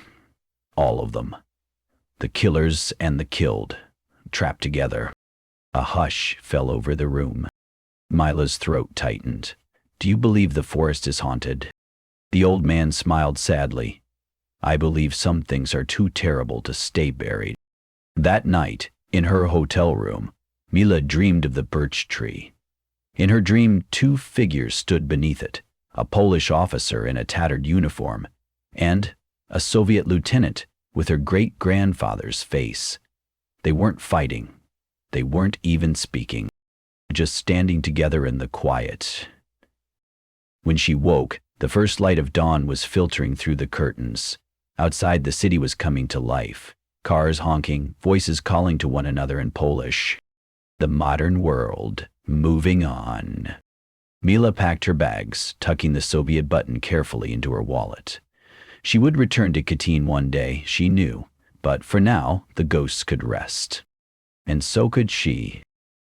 5 years later, Mila's book The Whispered Forest, Memory and Myth at Katyn won the prestigious European History Prize. The academic world praised her balanced approach, the way she treated Petrov's ghost stories not as literal truth, but as metaphor for historical trauma. Only in the final chapter did she allow herself a personal note. Whether the ghosts of Katyn were real or not matters less than what they represent. Our collective refusal to let the dead be forgotten. In the end, that may be the most powerful haunting of all. She signed copies at bookstores across Europe, always using her great-grandfather's pen for the signings. The Soviet relic drew curious looks, but she never explained its significance. Some secrets were meant to be kept. The Katyn Forest stands quiet now. Tour buses come and go. School children file past the memorial, their teachers reciting carefully sanitized versions of history. But sometimes, when the light is just right and the wind is still, visitors report strange things. A whisper between the trees. A figure in an old-fashioned uniform glimpsed between the pines. A chill that has nothing to do with the weather. The guides dismiss it as imagination. The historians call it collective memory. But the locals know better. They cross themselves when passing certain clearings. They leave flowers at unmarked birch trees. And they never ever stay after dark. Because some secrets don't stay buried. And some ghosts aren't ready to rest. Not yet. The Katyn Forest stands quiet now. Tour buses come and go. School children file past the memorial, their teachers reciting carefully sanitized versions of history. But sometimes, when the light is just right and the wind is still, visitors report strange things. A whisper between the trees. A figure in an old-fashioned uniform glimpsed between the pines. A chill that has nothing to do with the weather. The guides dismiss it as imagination. The historians call it collective memory. But the locals know better. They cross themselves when passing certain clearings. They leave flowers at unmarked birch trees. And they never ever stay after dark. Because some secrets don't stay buried. And some ghosts aren't ready to rest. Not yet. The last visitor to leave Katyn Memorial Park that evening was an old woman leaning heavily on a cane. Anya Volkova moved slowly between the iron spikes, her fingers brushing each name as she passed. The setting sun painted the clearing in hues of gold and crimson, casting long shadows across the earth. At the edge of the memorial, where the manicured lawn gave way to untamed forest, she paused. The trees stood silent, their branches motionless in the still air. No whispers, no figures in the shadows, just the quiet hum of evening insects. Anya exhaled, her breath shuddering. She had expected... what? A sign? An acknowledgement? After 60 years, the ghosts owed her nothing. Then, a breeze stirred the leaves at her feet. Not the wind, but something more deliberate, more focused. It coiled around her ankles like a cat before drifting toward a particular birch tree, one slightly apart from the others, its bark white as bone in the fading light. Anya's pulse quickened. She knew that tree. Her cane sank into the soft earth as she stepped off the path. The forest welcomed her, the undergrowth parting easily despite her age. When she reached the birch, she saw them, faint markings carved into the trunk, nearly grown over with bark. Initials, AV plus IV. Her breath caught. She had carved those letters herself, a lifetime ago, when she was just a girl visiting her brother at his post. Before the war, before the massacre, before the world ended. Her fingers trembled as she traced the weathered grooves. The forest held its breath. Then, a whisper, so soft it might have been memory. Little sister. Anya closed her eyes. The tears came then, hot and unrelenting. She had waited 60 years to hear his voice again. When she opened her eyes, the clearing was empty. The sun had dipped below the trees, leaving the forest in twilight. But the air was warmer now, as if infused with some unseen presence. Anya wiped her face and turned back toward the memorial. Her steps were lighter now, the cane barely needed. Behind her, the birch tree stood sentinel, its leaves rustling softly, not in sorrow, but in greeting. The train ride back to Moscow was long, but Mila didn't mind. She pressed her forehead against the window, watching the countryside blur past. Fields giving way to forests, giving way to the occasional village, frozen in time. In her lap lay the Soviet button, its edges smoothed by decades of handling. She turned it over in her fingers, imagining the uniform it had once fastened, the man who had worn it. A shadow fell across her seat. "May I?" An elderly woman stood in the aisle, her gnarled hands gripping the seat back for balance. Mila quickly tucked the button into her pocket and gestured to the empty space beside her. "Of course." The woman settled in with a sigh, her cane propped between them. Up close, Mila could see the network of wrinkles mapping her face, the faded tattoo on her wrist, a series of numbers. A survivor's mark. "You were at Katyn," the woman said suddenly, her voice rough with age. Mila blinked. "How did you—" "The mud on your shoes. Only Katyn has that particular shade of clay." The woman's eyes gleamed with quiet amusement. "And you have the look." "What look?" "Like you've seen a ghost." The train rattled over the tracks, the rhythm steady as a heartbeat. Mila studied her companion. The way her fingers trembled slightly, the proud set of her shoulders despite her age. "Did you?" Mila asked softly. "See one, I mean." The old woman looked out the window, where the last light of day gilded the passing trees. "Every day," she murmured, in the mirror. She turned back to Mila, her gaze sharp. "You're Petrov's girl, aren't you? The historian." Mila's breath caught. "You knew my great-grandfather?" "Not him." The woman tapped her cane against the floor. "His truth. I carried it out of that damned forest." Understanding dawned. "You're Anya, the nurse." Anya smiled, revealing crooked teeth. "Was. Now I'm just an old woman going home." The train plunged into a tunnel, the lights flickering.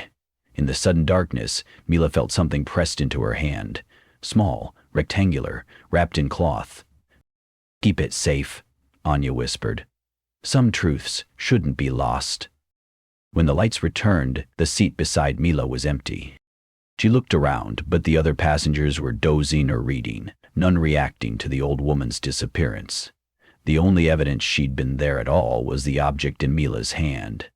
A tattered photograph of a young nurse and a lieutenant standing before a forest, their faces solemn. On the back, in faded ink, "Remember us."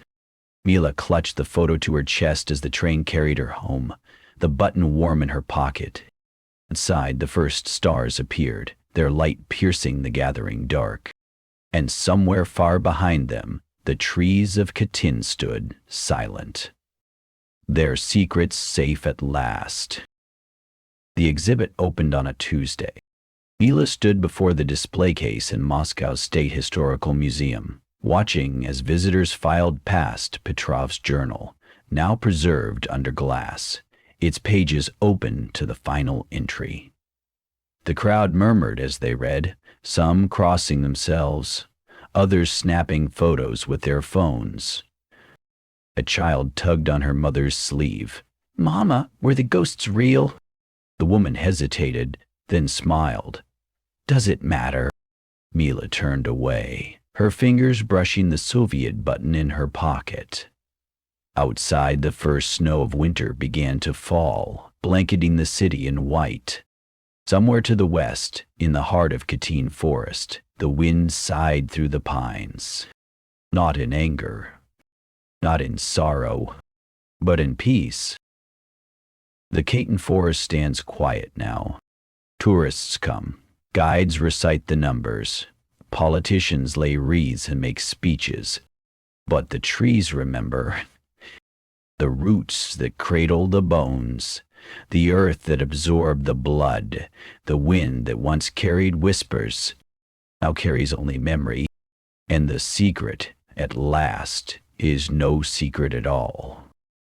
The descendant stood at the edge of Katyn Forest, her fingers tracing the engraved names on the memorial stone. The afternoon sun slanted through the pines, casting long shadows across the manicured paths of the memorial park. Tourists milled about, their cameras flashing, their voices hushed in this place of mourning. She had come alone, despite her family's protests. The great-granddaughter of Lieutenant Petrov, the disgraced officer whose name had been cleared only decades after his death. The man whose journal had exposed the truth of Katyn to the world. A chill ran down her spine, though the day was warm. The forest loomed before her, darker than she'd imagined, the trees standing like silent sentinels. She had read her great-grandfather's words so many times she could recite them by heart.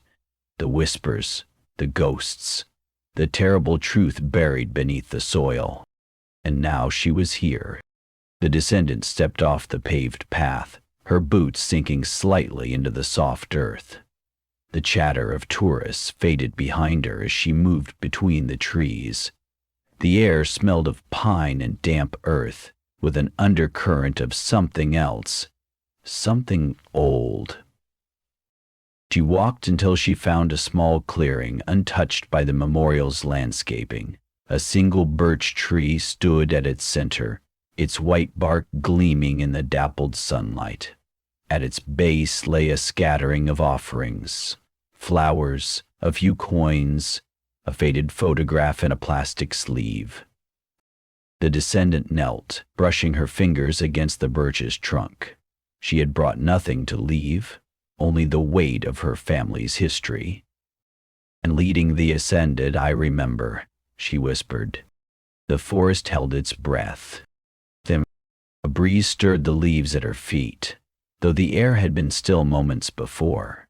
It coiled around her, warm despite the chill she'd felt earlier, carrying with it the faintest whisper. "Thank you." The voice was not her great-grandfather's. It was older, rougher, speaking in a Polish accent she somehow understood. The descendant gasped, her hand flying to her mouth. The breeze faded, the leaves settling back into place. The forest was silent once more. But she had heard it. She knew she had. The descendant stood on trembling legs, pressing her palm to the birch tree one last time before turning back toward the memorial. The sun had shifted, painting the path in golden light. As she walked away, she could have sworn she felt a hand brush her shoulder, gentle, fleeting, like the touch of a grandfather she'd never met. And for the first time in her life, the weight of her family's past felt lighter. The descendant emerged from the trees into the afternoon sunlight, blinking back tears. Behind her, the forest stood silent, driven at peace. Remembered. The archives of the Soviet Ministry of Defense smelled of dust and decay. Historian Natalia Volkova adjusted her glasses as she carefully turned the brittle pages of a newly declassified file. The stamp across the front, "Secret," was faded but still legible. Her fingers trembled as she traced the familiar handwriting. Lieutenant Alexei Petrov's personal journal. Natalia had spent years piecing together Petrov's fate in the platoon's final days. The official records claimed they had been wiped out by Polish partisans, but whispers told a different story.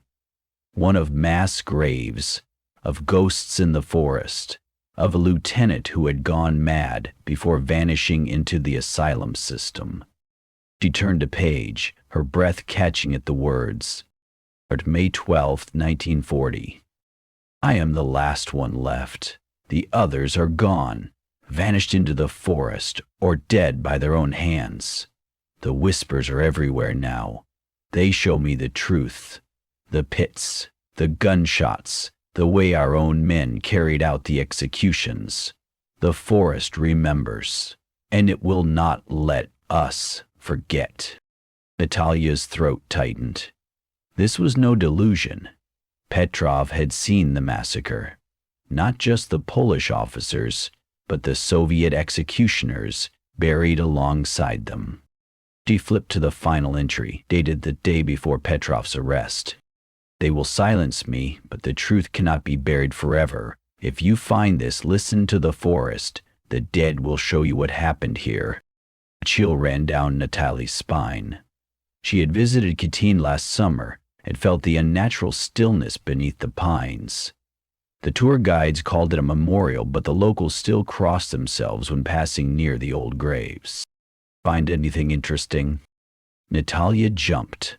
The archivist, an elderly man with watery eyes, stood behind her. She closed the journal carefully. "Just confirming details for my research." The archivist's gaze flicked to the book. "That one should have been burned. Why wasn't it?" He leaned in, his breath sour with tobacco. Because some truths refuse to stay buried, no matter how deep you dig the grave. Natalia left the archives with Petrov's words burning in her mind. That evening, she stood before the Katyn Memorial in Moscow, where the names of the Polish victims were etched in stone.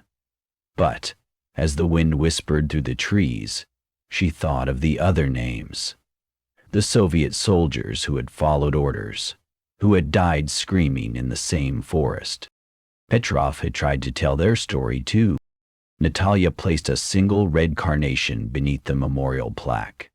The petals trembled in the breeze, and for a moment, she could have sworn she heard voices. Not angry, not vengeful, just grateful, at last, to be remembered. The wind sighed through the trees one final time before falling still, and Natalia knew Petrov's legacy would live on. The Katyn Forest stands quiet now. Tourists come. Guides recite the official numbers. Historians argue over motives and blame. But the trees remember. The roots that cradle the bones, the earth that absorbed the blood, the wind that once carried whispers, now carries only silence. And the secret, at last, is secret no more. The Katyn Forest stands quiet now. The pines no longer whisper. The shadows no longer move when no one is looking. The air no longer carries the scent of old blood and gunpowder. Tourists walk the manicured paths of the memorial park, their cameras flashing, their voices hushed in this place of mourning. Guides recite the official numbers. The thousands of Polish officers executed here, the decades of Soviet denial. Historians argue over motives, over blame, over which names belong on which memorial. But the trees remember. Their roots cradle the bones of both victim and executioner, intertwined in death as they never were in life. The earth has absorbed the blood, the tears, the whispered confessions. The wind that once carried the voices of the restless dead now carries only bird song. An old villager pauses at the forest's edge one evening, listening. His granddaughter tugs his hand. "What are you listening for, grandfather?" He smiles, patting her head. "Nothing, child, nothing at all." And that, perhaps, is the greatest miracle of all. The secret is secret no more. The truth has been told. The ghosts have been heard. And at last, after so many years of darkness, the forest is quiet.